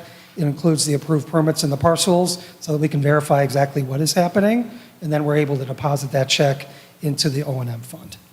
So we have no role in picking the developer, Nope. setting the amount of Nope. a donation, right? It's Nope. all done by code. We have no role in that. or Yep, yeah, enforcement. we don't even collect the funds. The funds go to the city of Naperville in this case and then come to us. So that's just my second question. We use the term collect. We're not collecting. We're just receiving, Nope. right? No different with Winfield, Warrenville, Naperville, whoever it may be. It And then- goes to the municipality first and then to us. And then third is, is there any relationship between the developers we choose for our work and the donations we receive? Thank you. Couldn't even tell you who works for Pulte. Perfect. Thanks. Any other questions before I go? Comments? A couple, sorry. First, just following up with what Rob said, I know in the last rounds of the Naperville development, Dr. Schuler did sort of go to bat for our district because they didn't want to offer what the law or the code required. So thank you, because I know that that was a significant input for this. The ceiling and light replacement in Washington, are they falling down? I mean, is there something wrong with what's there? Certainly from the lighting side of things, we're not as efficient as we can be or should be on that end. Underneath this type of contract, there is a guaranteed energy savings that's offered by Performance Services related to this specific contract and the contract with Lowell that tells us return on investment, how long it takes to get that return on investment, and then specifically what we should be saving from an energy use perspective, dollar-wise, over a period of time. We can look at a 20-year period. Our return on investment on these 2 projects, the average is right around 9 years. So what that does for us, I think a couple things. One, it helps finish the environment that we did not have the opportunity because there wasn't a budget available for it a couple summers ago. Could we go in and replace a ton of ceiling tiles and do a bunch of stuff on our own? Probably. We have to replace ceiling tiles in schools on a consistent basis. I think between factoring in all of the labor associated with taking everything down, putting it back up, looking at the change in how we use electric in a building, this will all be LED lighting where we're not consistent like that throughout each of our buildings. This addresses interior and exterior. And given the fact that one of our goals is that when we go touch a facility, we touch it to the extent that we can all at once to maximize labor savings and then finish the job. Washington and Sandburg just so happened in both of those 2 summers, we didn't have the additional capital resources to do these specific additional things too. Okay, thank you. Then regarding the LLC projects, so the monies from the developer need to touch Whittier, Johnson, or South, is that correct? Did I get that right? From Naper comments. So from Naperville, yes, Whittier, Edison, or South, they don't have to touch all. They just have to be invested in any of the schools that specific development attends. When the packet came out on Friday and I saw the numbers, I'm not comfortable with an extra $1.2 million coming out of the O&M fund balance. I just question the time and also if there's other needs for the development money to touch those schools. The biggest need right now at Whittier is addressing the LLC. And maybe, perhaps since I wasn't on the board when this was decided, perhaps me seeing what their current LLC looks like would be helpful. Didn't we? When did we go through that? We went through that relatively recently, where you saw both the videos and the concept. I saw the videos, but I haven't seen it physically in person. Like what the need. Does that make sense? I gotcha. I haven't. Yeah, so I will, just two things that Angela reminds you. We sat down to look at the projects. The biggest need identified both by Johnson and by Whittier inside of this space was actually very specifically small group instructional space. So in addition to some of the other functions that happen inside of this space, especially at Johnson, they do a ton of small group individual work with students, and they just don't have significant rooms throughout the building. They have converted basically every closet in the building into like small group instructional space. A very intentional design inside of the Library Learning Center was creating focused small groups, multi-use spaces, right, that are built into a part of it. So the redesign of that LLC project is, there's a fair amount of it that's just capital work that needed to happen inside of that space and was going to happen one way or another. So I think part of what actually is in this kind of pink space, I would argue a fair amount of those dollars probably belong up in the purple section because they're actual capital improvements inside of that space, the ceilings, the lights, all of the infrastructure, but then some chunk of that money is the actual reconfiguration of space to give us more small group instructional spaces back close to where both of those pods of classrooms are. That was the number one kind of intentional design inside of both of those spaces, was just multi-use, multifunctional space to support the learning that's happening inside of all of the classrooms that are nearby. Okay, very helpful for me to think of it differently, that some of those basic capital improvements are being done and kind of thrown in this total $2.2 million. That helps, but is the same true of Whittier? Yes, very much. Whittier would tell you the exact same thing, and especially, again, given, so Whittier, if you look at the size of Whittier right now is a 3-section building, but they've got several sections that sort of teeter on becoming 4-section buildings. The good news is that they can absorb that, but for every extra section they absorb, they lose what is a space right now that's dedicated to providing some small group support and instruction. So actually, I'll take you back to, if the board remembers the last set of enrollment projections that you looked at, the most significant change in your enrollment in the last 10 years is the demographic of your student population. Several of those demographics specifically impacting space utilization inside of the building, meaning we need spaces to provide second language instruction, we need spaces to provide additional supports for our resource intervention programs, and right now a lot of those are happening in classrooms, but we need the flexibility of being able to reclaim full-size classrooms for general course sections. We need that flexibility, especially at Whittier too. Okay. So I think both of those, helpful. it's kind of a combination of that was a big driver, again, outside of just the other functions that naturally happen inside of a library learning center. And I know we saw the videos and had the plans, but those small spaces that are being created will provide, it's really quiet, will provide space that is free of distraction for those students who are being targeted in those small groups? Yes is the answer. I mean, again, it is going to provide multi-use space that's going to allow the buildings to sort of determine what intervention can happen kind of right inside of that space through some of the sort of the built-in functions spaces, what needs to then happen inside of a more like contained, closed setting, right? So the answer to that is yes, I believe that it will, because it's going to give them kind of maximum flexibility for how they're handling that intervention opportunity. Okay, thank you. Mm-hmm. I don't have a question, just two things really quickly I want to comment on. One, I want to echo Brad's comment that in the facilities discussion, we talked about, what's not on here is what was edited out. And the boilers, that was something that was anticipated to take place for this year, but pushed to the future. And so I just think that's important context to be aware of.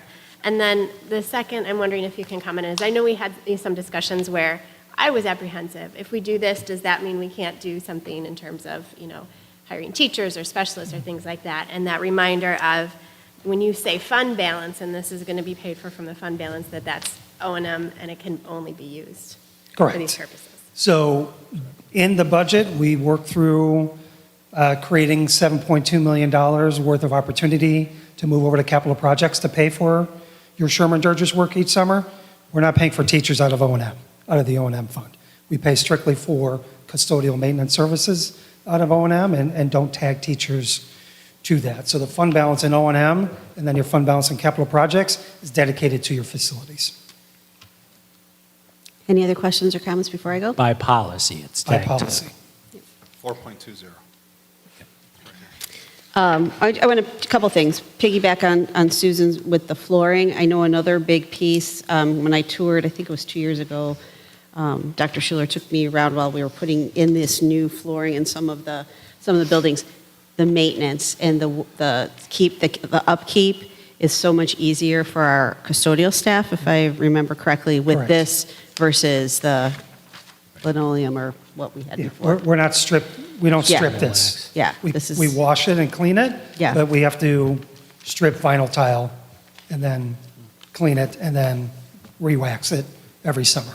And then piggybacking, because I was on facilities last year, if I remember correctly, HVAC, just so the community understands, we have that mapped out several years out. So we know what's possibly coming on our radar as past usage, optimal usage dates. And I just want people to understand it's not like we're just picking a school this year that we're doing. There's a whole list out there and anticipated needs. And then thirdly, I just want to, again, so that community understands, these two LLCs, you've started to develop a playbook of what we would expect to have for learning in an LLC, that we would then be looking out at all of our LLCs so that we have that same opportunity for what it is that our students need. Like, this is more, I guess I want people to understand that we're trying to create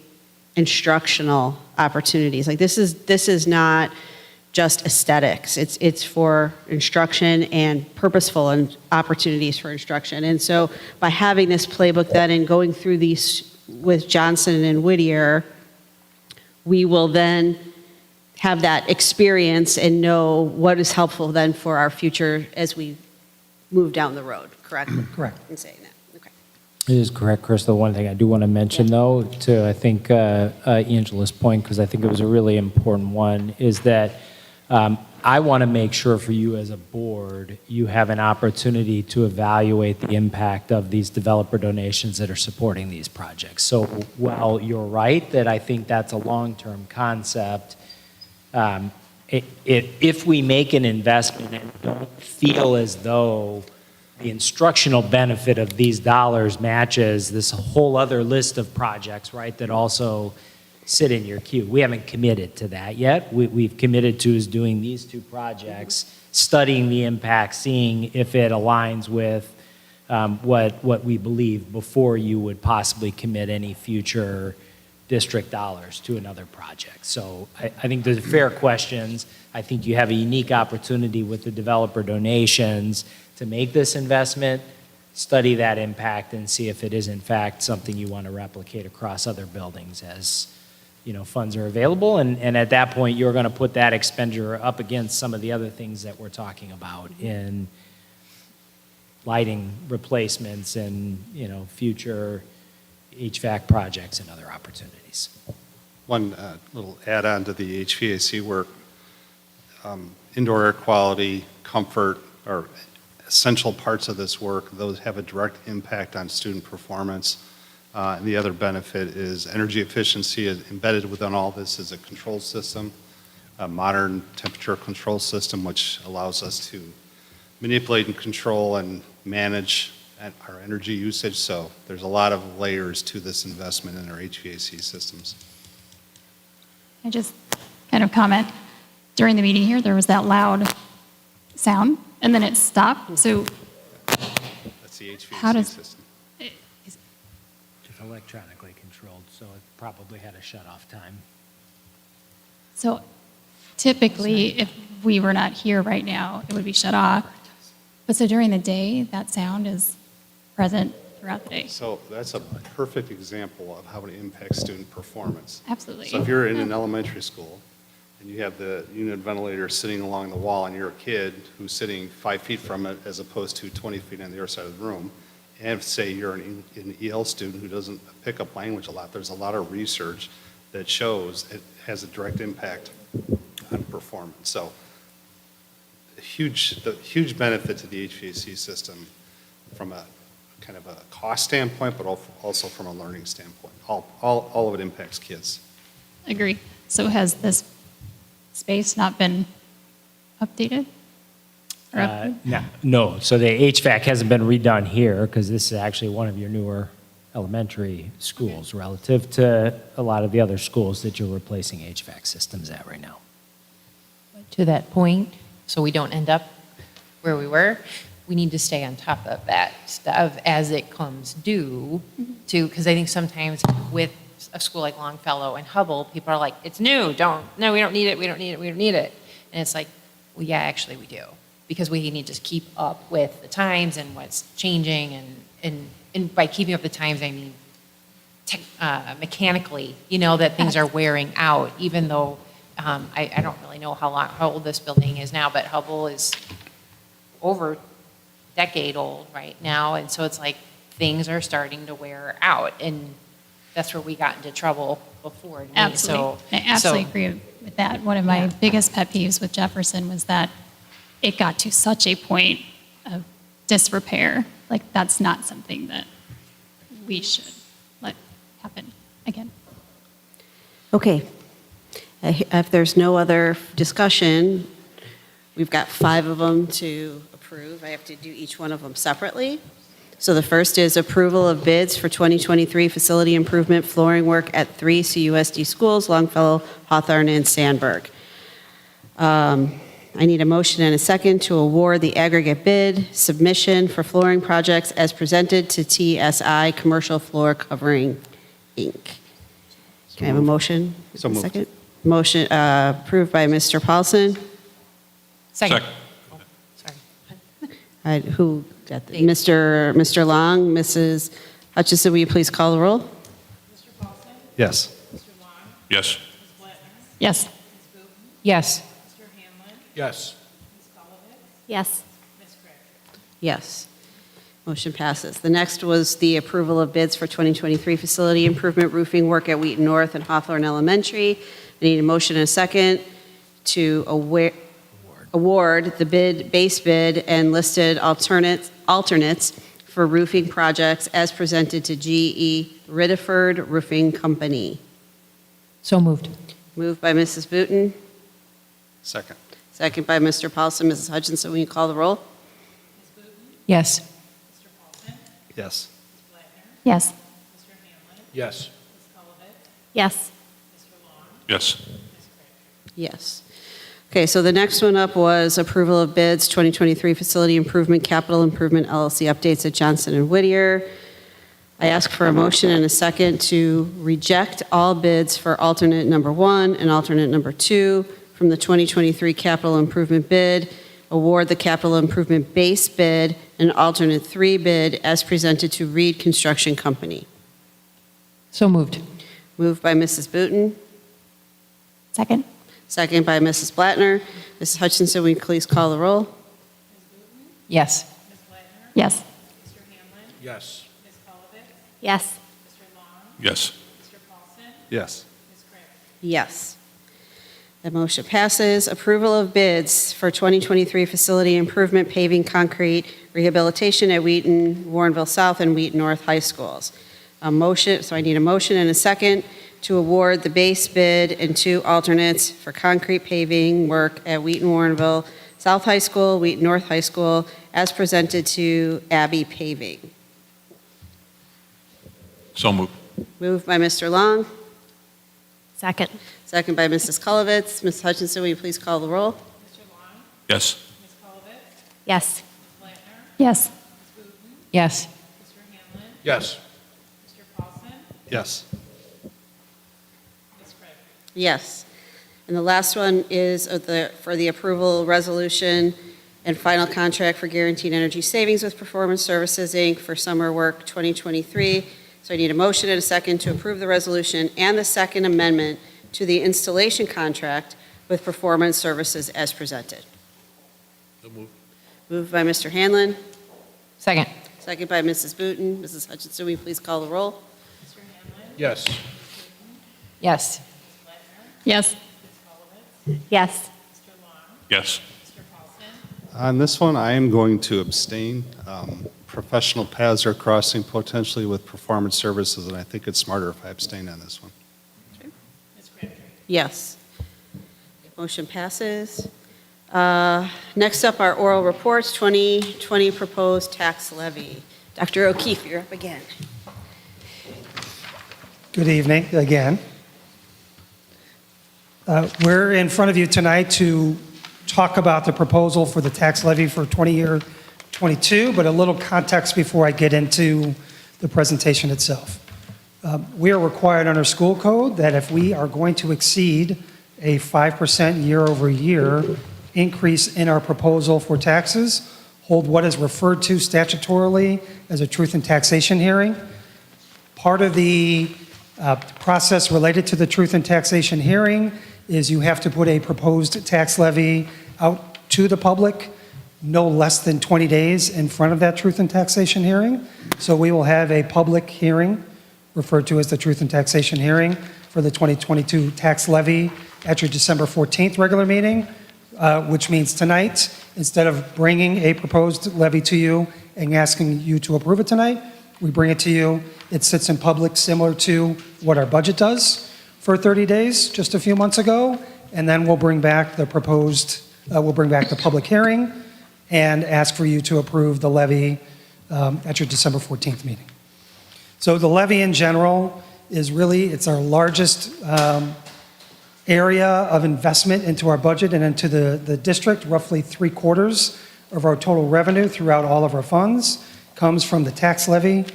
I'll get into some terms about the tax levy, but I want to give you some highlights of who the players are. Obviously, in every public body, we have public approval. So we have the Board of Education here at District 200. We have a township assessor or multiple township assessors that put the value on properties as of January 1st of each year. That's based on a calendar year. We've got the Cook County Clerk, which we submit our tax levy to. They're the ones that actually go through and do preliminary and final extensions, so they determine what the actual tax levy for each district is. And then we have the DuPage County Treasurer's Office, who sends out the bill to all the taxpayers, collects that money, and then forwards that money on to each individual public body. So there's four major, the state's involved to some degree, and a few other levels with some our property tax access board, but in general, those are the four major pieces that are always involved in an annual tax levy. So the district doesn't determine the value of a home. District doesn't determine what exemptions are specific to each home, doesn't determine specifically how the extension is extended, that's done by the clerk, and then doesn't issue bills or collect funds. All of that happens through those different agencies. So the levy itself. Levy has a few major pieces to it. One thing that is impacting every single school district in the state of Illinois this year, public school district, is PTIL. PTIL is the Property Tax Extension Limitation Law. That limits what we are allowed to ask for over the prior year's operating extension. It does not limit what the board can ask for in totality. It just limits what we can ask for over the prior year extension. This is based on CPI. Historically, we are now in year 29 of PTIL in DuPage County.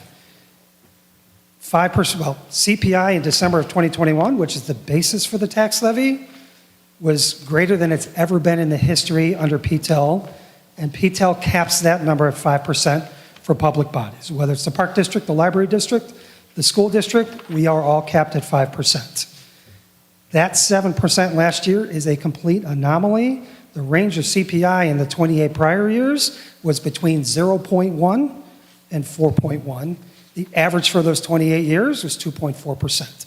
So last year was a complete anomaly. This year is following trend to be, unfortunately, another anomaly in terms of costs related to everything that we buy and service every day. But CPI is the driver for the baseline of our tax levy. CPI, again, is year-over-year cost changes related to goods and services. It's commonly referred to as CPIU. So if you want to see what a CPI index looks like, you just type in CPIU to your search bar, and you'll be able to get plenty of information. The value of what is assessed starts again at the assessor's office. They value the market value of the home. There's an equalization factor that's built into it.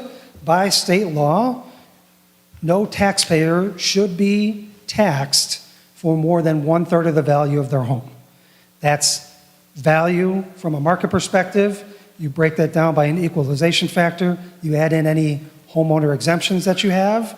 That becomes your equalized assessed value. So your EAV is what the tax rate is applied against. Total EAV is the total EAV for our district. And then the limiting rate, as it's referred to, is really just the tax rate. So it's the tax rate that you see on your bill. Again, CPI is computed and calculated by the Bureau of Labor Statistics. CPI through September, CPIU through September of 2022 is at 8.2%. CPI for October is actually released tomorrow morning. And part of what we always look at is the correlation of increases in costs to a school district may not necessarily be equal to what CPI is. Certainly historically, our costs have been greater than CPI. Even in this cycle, with CPI being at 7%, we have significant contracts whose costs for this current fiscal year, the budget year that we're in, budget year 23, were increased. So food service, our food service contract with Organic Life is tied to CPIU. So it's a 7% increase in the food service cost per meal cost with Organic Life this year. Transportation, we brought to you two-year renewals back before the beginning of the summer. Illinois Central for regular ed and in-district special ed transportation was a 15.5% increase. Sunrise for out-of-district special education was a 13% increase.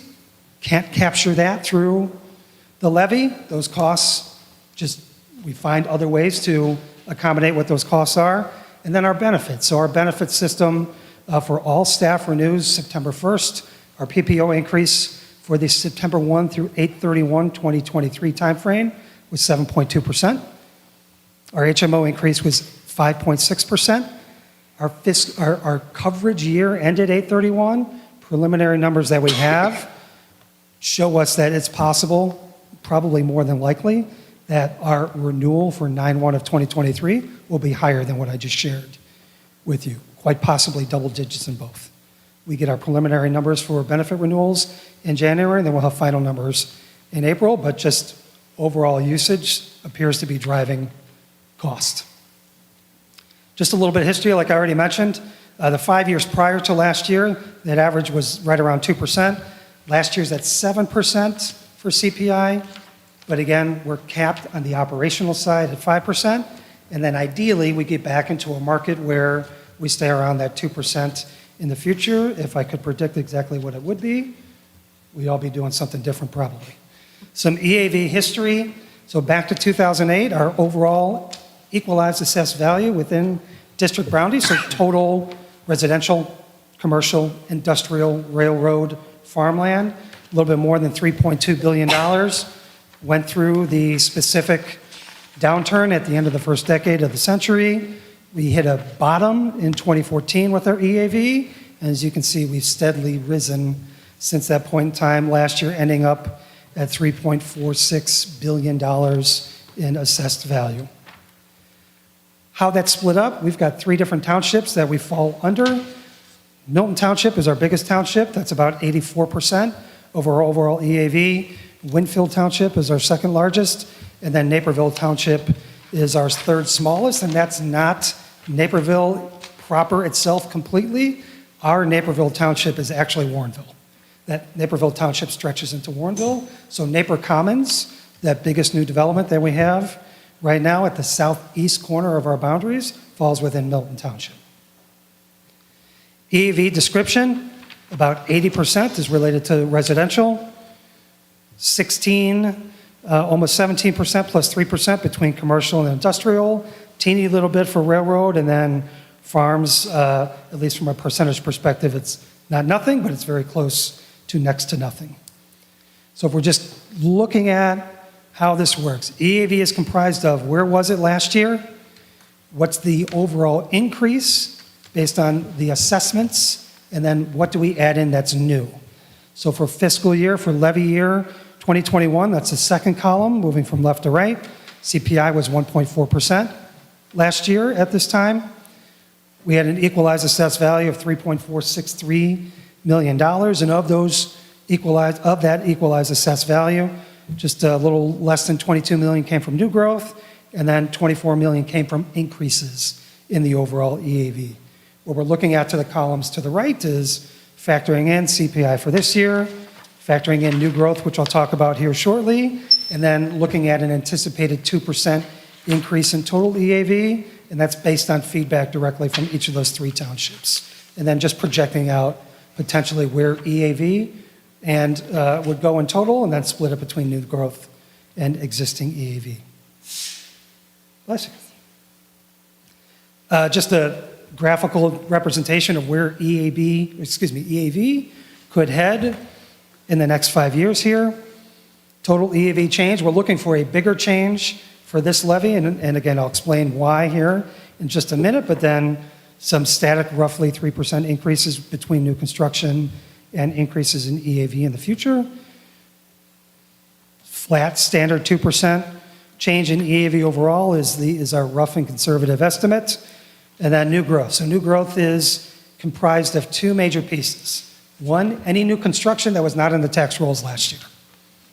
So imagine that you remodel your home, that remodel is finished, your permits are issued, you're occupying it, and the assessor comes by at some point after January 1st and says, you've got $50,000 in new market value based on what you did to your home. That ultimately ends up in the overall assessed value. Any then new property is also a part of that. So for instance, neighbor common subdivision. That new development builds into the new growth. A little caveat for this year, and something that's completely different and new that hasn't happened in the district in a while. Wheaton has two TIFs. The city of Wheaton has two TIFs. And a TIF is a tax increment financing district. It's a defined district where specifically incremental tax dollars have gone to the city of Wheaton to invest either in public infrastructure or other aspects of the TIF. TIF number 2, which is the majority of downtown heading over the tracks and then carving right and going a bit below the library, is expiring at the end of this year. When a TIF expires, all those incremental EAV dollars plus the tax dollar based on our tax rate goes back to the other public bodies.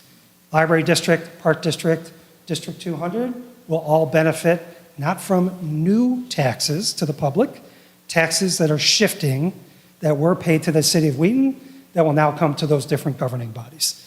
So the way that a TIF works is it has an initial set value on the EAV side of things. For TIF number 2 was around $11 million. The most recent 2021 levy value of all those properties within the TIF district was roughly $51 million. So the difference between the two, between $51 million and $11 million, is $40 million. Those $40 million have been taxed that whole time frame, except instead of going to the individual public bodies, the money went to the city of Wheaton and they invested it in TIF number 2. Now that TIF number 2 is expiring at the end of its 23rd year, that incremental EAV comes back to us. So it's something you'll see in here. So we've got two really big pieces for this year. And why is that important? Every time you miss a dollar or something new, you miss it in perpetuity, and it's compounded. So there was about a $41 million EAV estimate for difference. I've bumped it up to $45 million to make sure that we balloon it just a bit in case there's anything that happens significantly that is different from what's been told to us by the Milton Township assessor. Actually talk with the Park District and the city about it. Park District is going to be using the same $45 million in terms of estimated EAV as we are. In the end, we will only get what the actual value is coming out of the clerk's extension. But if we don't consider any significant changes that maybe we weren't made aware of, and if we lose $1, again, we lose it in perpetuity. So our new growth this year is really split between TIF number 2 coming off the books, and then a projected number of new growth of $40 million between our 3 different townships. Again, no different than the conversation about the TIF. My estimate is my estimate based on information coming from the assessor's offices. We will only get extended what is actually calculated finally by the clerk's office. The overall rate between, commonality between EAV, CPI, and the tax rate really is 3 single things. If your EAV and your tax rate are moving pretty much in the same direction, you have some equality there, and there's no major shifting. If you've got a significant increase in your EAV, that typically leads to a lower tax rate overall. If you have a significant dip in your EAV, that typically leads to a higher tax number. Doesn't mean more taxes, just the tax rate gets adjusted. How that looks for District 200, going back to 2008. So far left vertically is the equalized assessed value, EAV. Far right is the tax rate. At the bottom horizontally is the levy year. And then in orange is the total tax rate. And you see that spike as EAV dropped in the early 2010s. And then in blue is your EAV. And obviously it's causality. One drops, one increases, one increases, one drops. So that's how it looks. It's a correlation over time. That's a causality correlation. And at the far right for levy year 21, you see we're getting back closer to EAV rising and our tax rate staying the same or dropping just a little bit. Just a picture of what tax rates look like from a historical perspective. This is all in. Back in 2017, we're at $4.9916 tax rate or limiting rate. And then for levy year 21, we're at 48374. Again, that rate is not calculated by the school district. That rate is calculated by the county clerk's office. Different perspective of where the tax rates are is you see in orange, the majority of what we request from a tax levy goes into the education fund to take care of all of our educational needs. Breakdown for the 2021 levy. The final extension was a little bit less than $148 million on the operating side, and then a little bit more than $19.5 million on the debt side. You'll see some of those changes as we're proposing for 2022 here shortly. One key component of the tax levy is our debt service. So levy years always relate to 2 different things when we're talking about budget and when we pay things. So in every budget, we have 2 levy years. So right now in budget year 23, the fall collection was levy year 21. The spring collection will be levy year 22. So every budget year, we always have 2 different levies.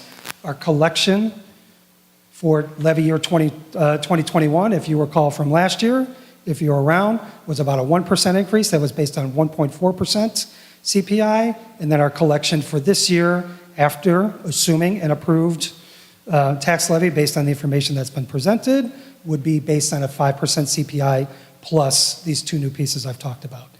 Built into that, separate from operating, is your debt service. So our debt service here for the levy year 2022 is about $18.9 million.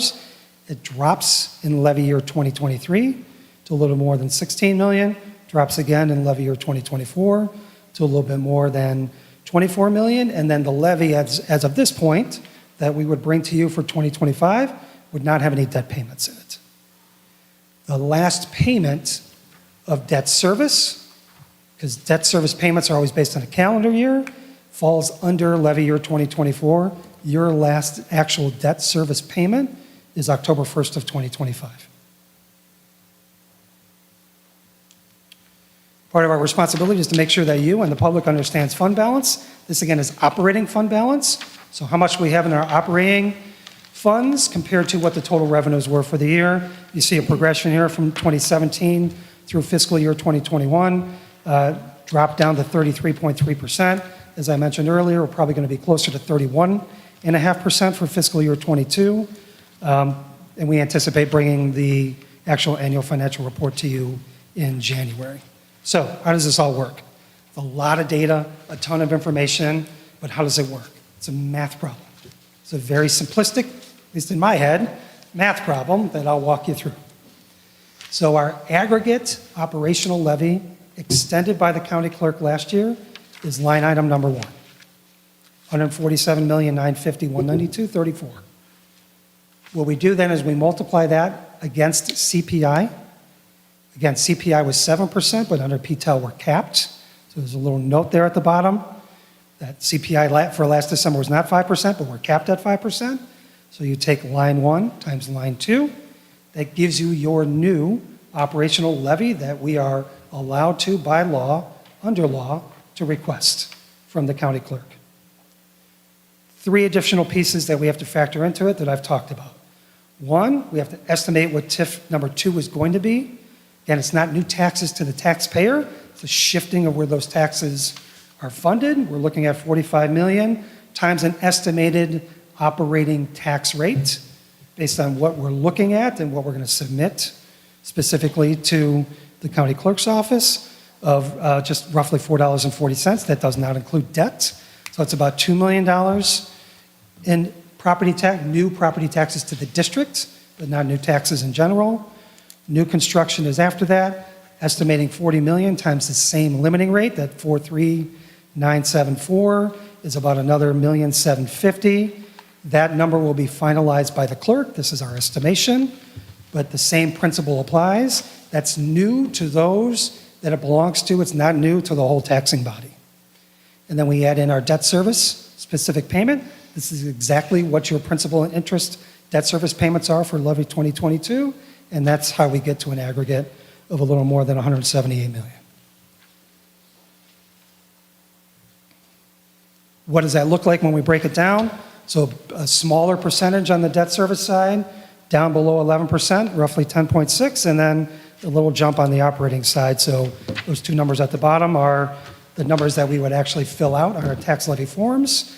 And then if you break it down between fund and what it looks like increases year over year, here it is, 2021 extension rate, our anticipated extension in the 2022 levy column, 147,950,192.34 is our extension on the operating side.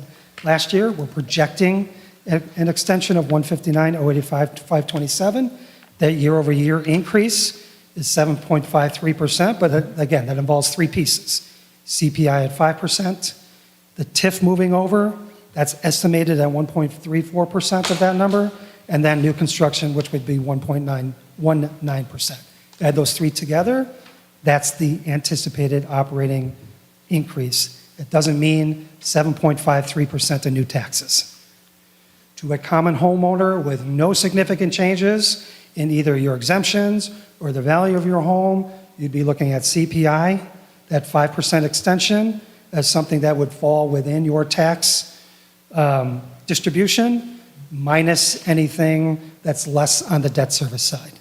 So it's quite possible that the vast majority of our taxpayers will not see an increase over 5%, but that's assuming, since every home is different and valued different and has different things going on in terms of exemptions, commonality across the board.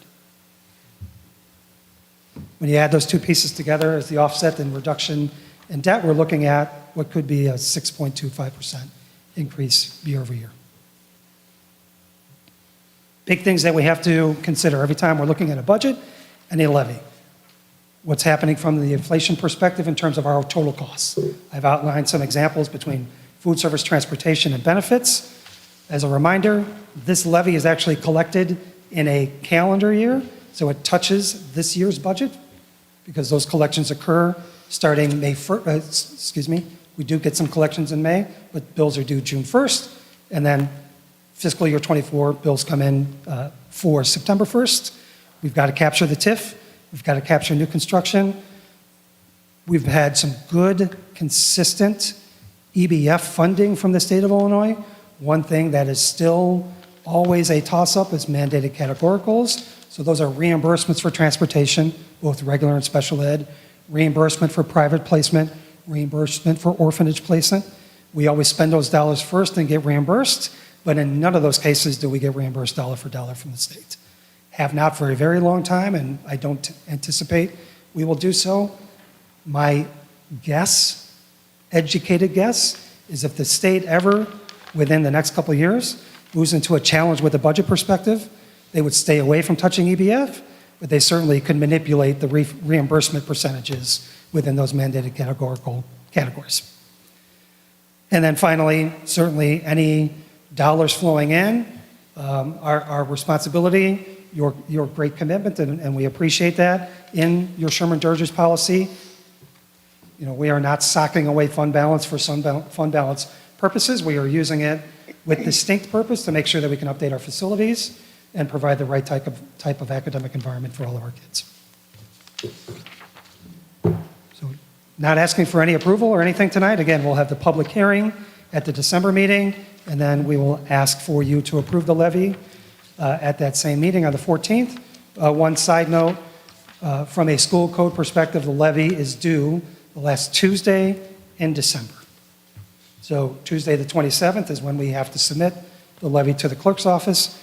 We will actually take care of that the day after you approve it. Questions or comments for Dr. O'Keefe? I have a simple math question. So you go to page 22. So I walked in thinking, okay, so net impact on the taxpayer, right? 7.53% minus our debt service drop, 3.34% or 3.4% of that. Okay, 4.1% net potential impact on a taxpayer, but is it 6.25%?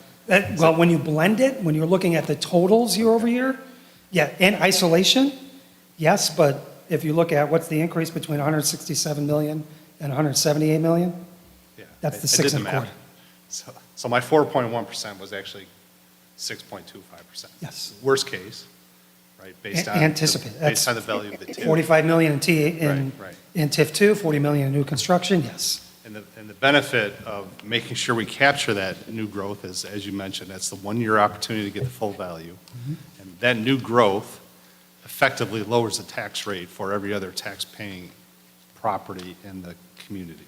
Because now you've got a dollar amount. It doesn't lower it because you're already paying those taxes. Those taxes are just No, going to tax the city rate, of Wheaton. tax rate. Tax rate, yes. Tax rate. Yes. Right. It helps with the tax rate. But the taxes are still the taxes. They're just shifting on Right. what So it spreads out what the burden. treasurer does with them. Spreads that's all. out the burden on more property value. Well, really, the spreading out of the burden is related to the assessed value of all the properties.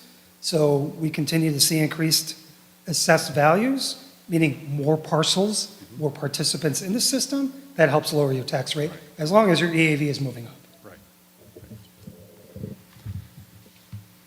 And I appreciate this kind of comparison of all the other unit districts that we typically talk about and compare ourselves to. So it seems like everybody's leveraging going out to the full CPI, and we have this unique opportunity with the TIF and the new growth. Yeah, those on that supplement that you have, there's only one district that was not taking the full 5%, and that's Geneva, and there's a different story behind that, why.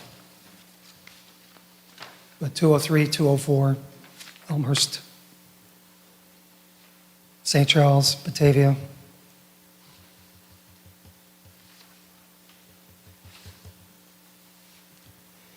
Mrs. Boone, I see you look like you're. Oh, yeah, no, I was just waiting. I didn't know if he. I think I just kind of want to go over a few points again, just for community's sake. I know it has taken me many years to understand the levy, and poor Bill Farley had to explain it to me many times. And so one thing, I'll start with PTEL.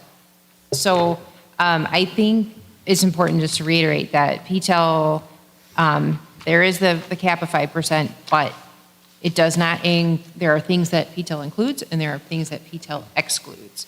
And that includes what we're capturing with the new growth and the TIF. So I think that's really important to just reiterate. So PTEL is operational levy cap. And again, it's the cap on what you previously received.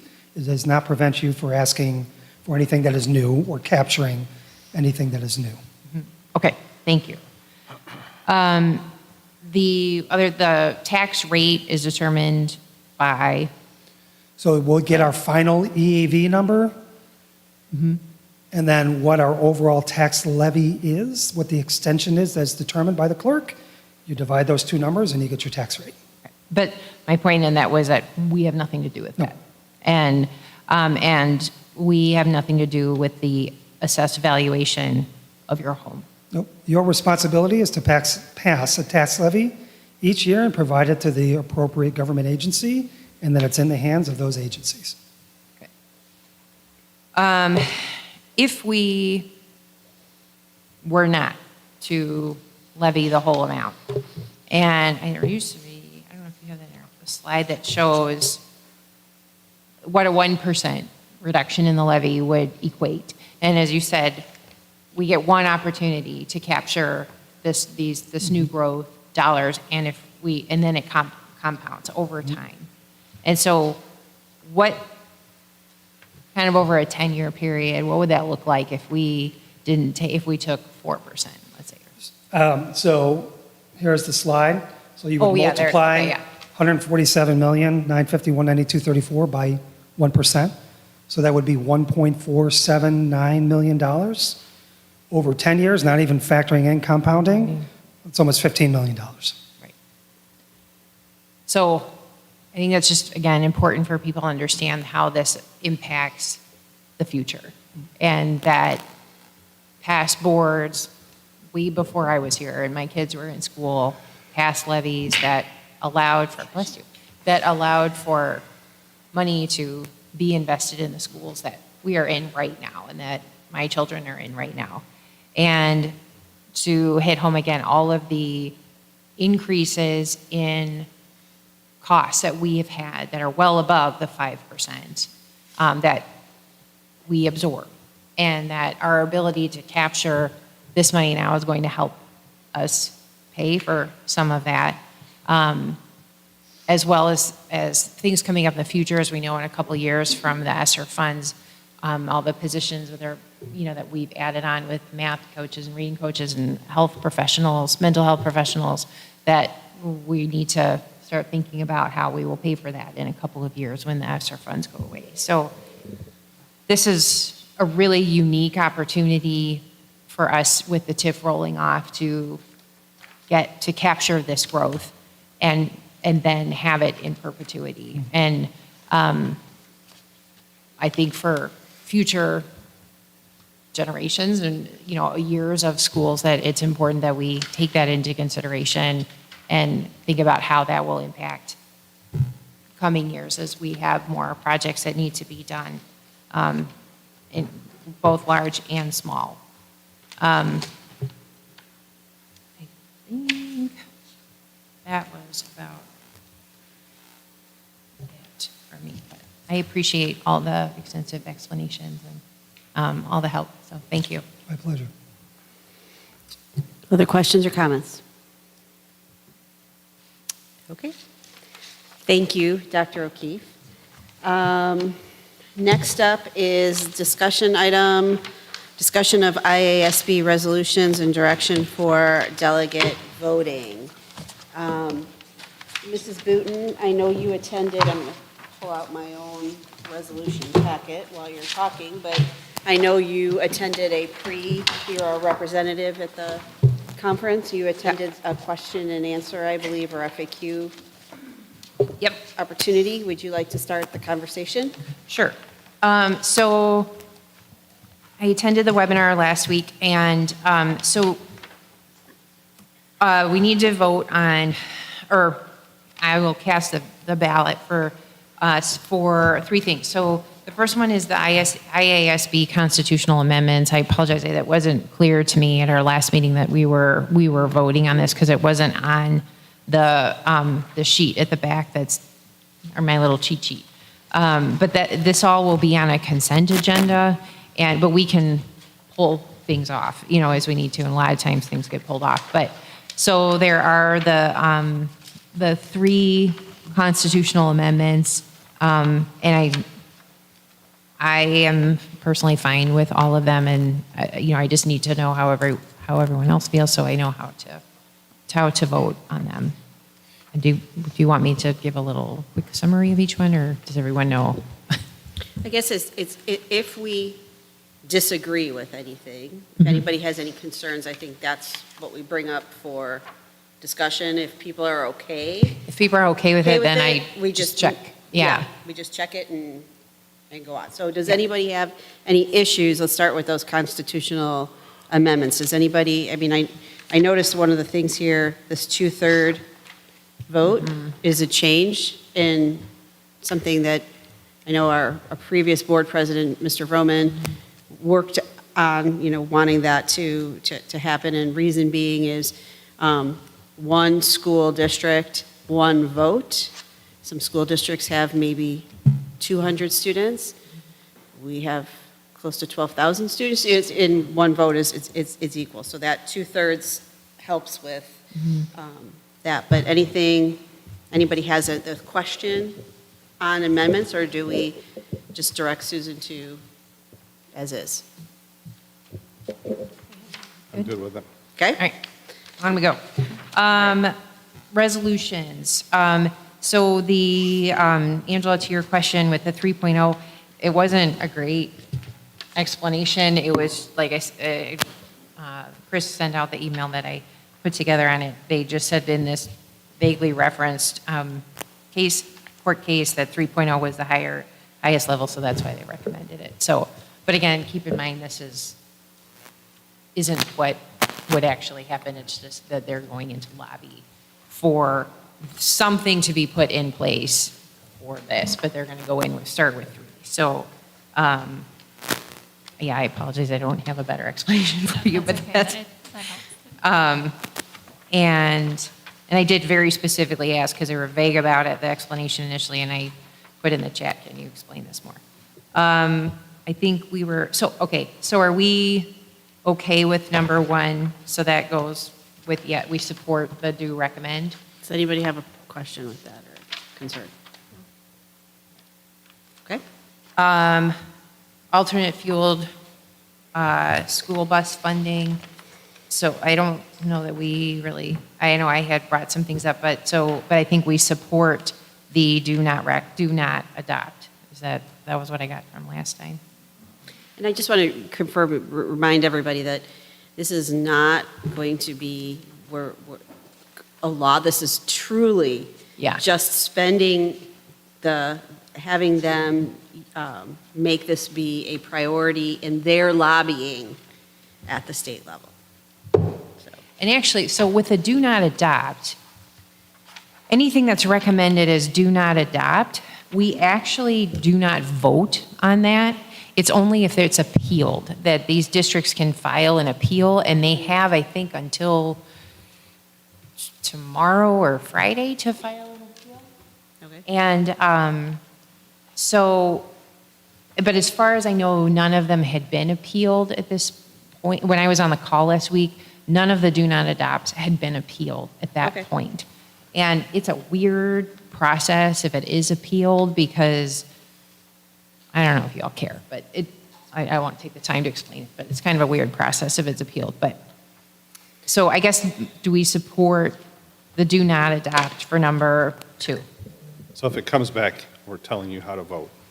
If it comes back, then if it comes back and I haven't seen it happen, because basically if it's a do not adopt, they appeal it. We have first take a vote we have to vote, it's a 2/3 vote, whether we actually vote on it or not. So it's like to bring it back to the floor is the first vote, and it never passes that. And so if it doesn't pass at that, it doesn't even come to the floor. So it actually has to go through 2 votes. So if it comes back, I would agree to oppose it. To oppose it. Okay. Anybody else have a disagreeing? Okay. Number 3. Number 3, again, I don't agree with this one, but I think the rest of the board was fine with it. So this one had a lot of questions about it and everything. As of the meeting, there had been no appeal. The only one that can appeal it is the submitting district. It's not just any district, it's only the submitting district can appeal it. And they had not appealed it as of that meeting, so. that's Again, to if it does come come back, back. I'm changing my tune. I would suggest we support it. The details that they outline in this committee's analysis, I figure that can get worked out through a legislative Yeah. process. Those are little minutia. That's But what I think, too. If it comes back, my opinion is we should support it. That would be my personal vote. Okay, so we have two. I disagree. Okay. Opposed? Okay. Mrs. Kolovitz? I'm thinking, I didn't know there was an appeal. If it comes back, I would support, so take the position of Mundelein. Am I saying that right? You would what? I'm sorry. She's one of Brett. Okay. Yes. Yeah, okay. So we're 3-1. 3-2. Mr. Long?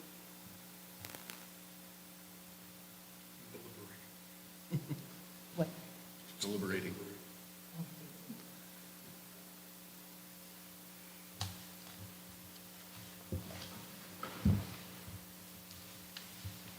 I still agree with their recommendation. So I'm the tie vote here, I'm the breaking vote here. I do not agree with the recommendation. Okay, so we oppose. Wait, you don't No. agree with the recommendation? But I'm with Susan and Oh. and Brad and Julie, yes. So if it So comes back, If then it we comes back. support. Okay, Yep. then we support. Okay. Okay. But chances are it's not I going to know. come back, so. It's-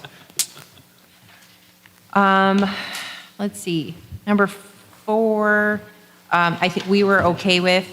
Last time, does anybody change anything on number 4? I have it, we were okay with it. and these are all now just amending existing. Oh, I'm sorry, yeah, these are amending, I'm sorry, thank you, Brad. Amending existing position statements. And I had with that, we were okay with number 4, okay with number 5. Oh, wait, let's just talk about 4 and 5 right now. Are we okay with those? Yeah. Okay, so that's support. Number 6, as I said, that one,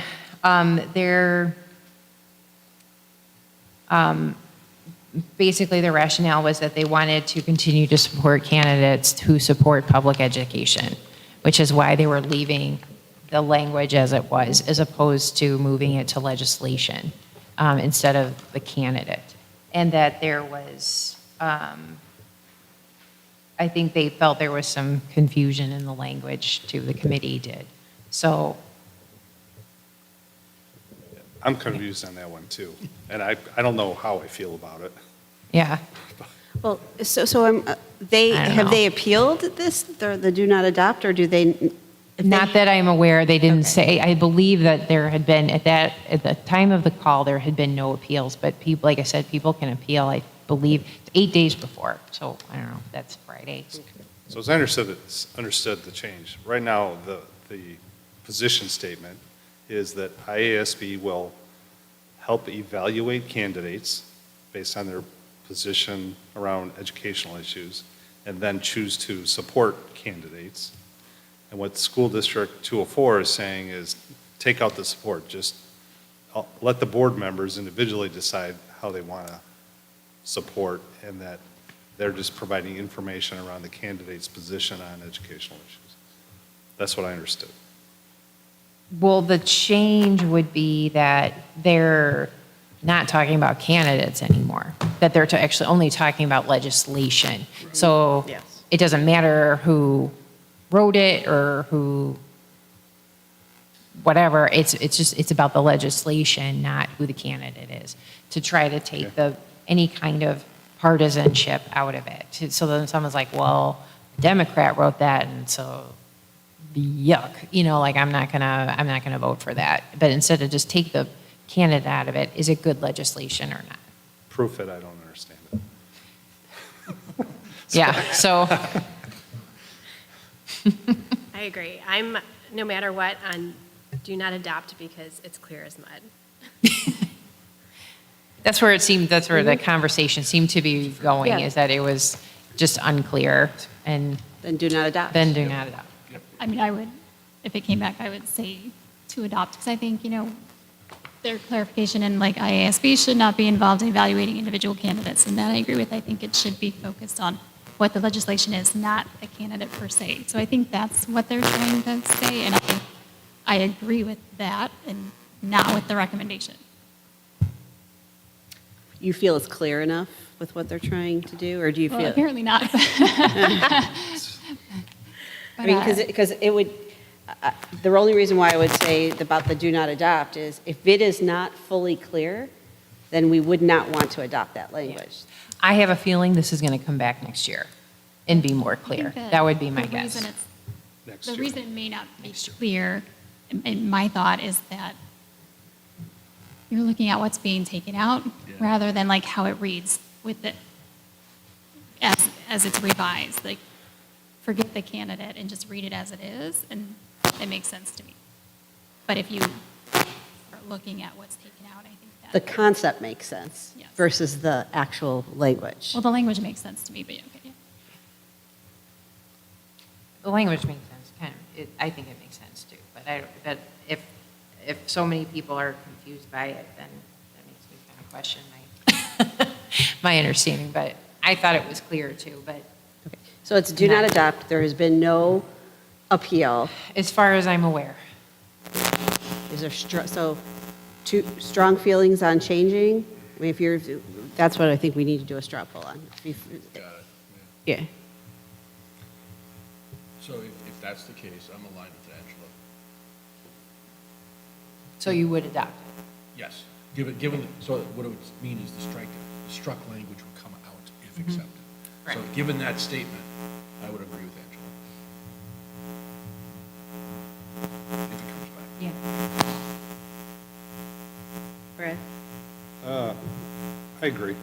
If it comes back, I would support this change. Julie? I would not.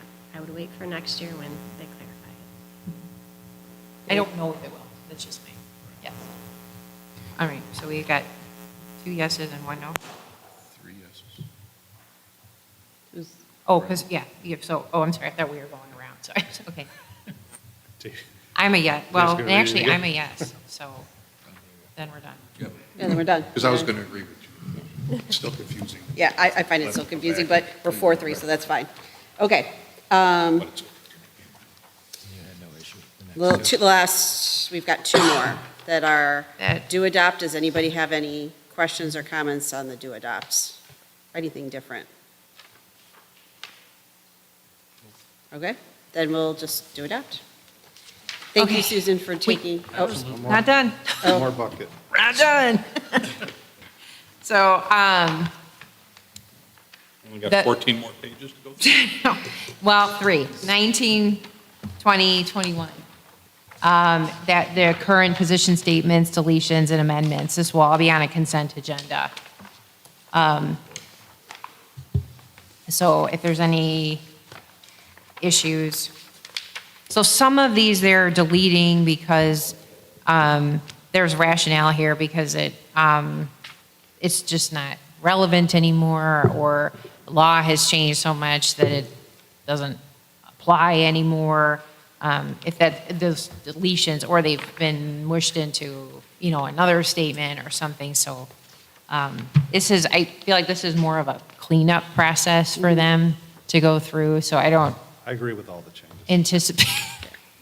anticipate any funky stuff. So going it's on really, here. does anybody disagree? Does anybody disagree with anything? All right, Susan, you're instructed. Thank you for your Thank you. time on the front end and back end. And we're going to have to find somebody else next year. Okay. It's actually really easy.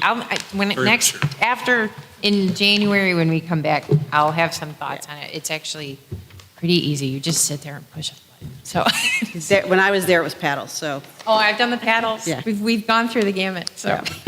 All right, moving on, discussion, written reports attached to the agenda were the monthly financial report, the FOIA report, the board communication log, Citizens Advisory Committee report, board committee reports. Also attached was the facilities and finance committees.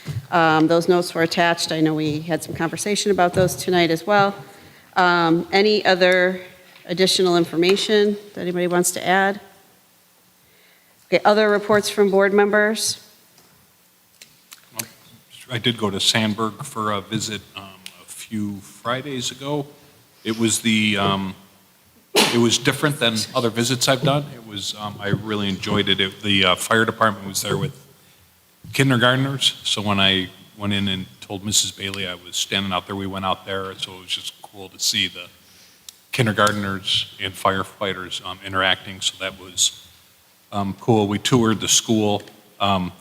She was asking the kids and kind of letting them know what school board does, which that hasn't happened on some of these walks before, so that was good. But then we talked about math and the the new IM, and some of the kids, they were really excited about the way they're learning math now, and they're not just learning from the books, and how active it was, and just they were really supportive of that.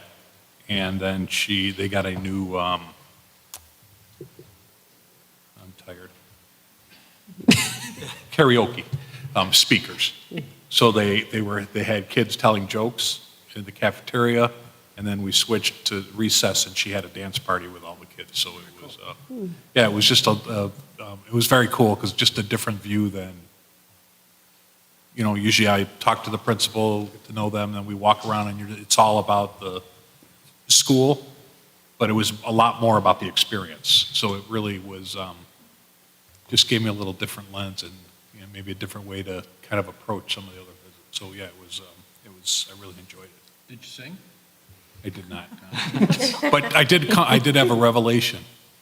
Jokes from second graders and dad jokes are very similar. Because there were a couple I was willing to tell, but I resisted the urge.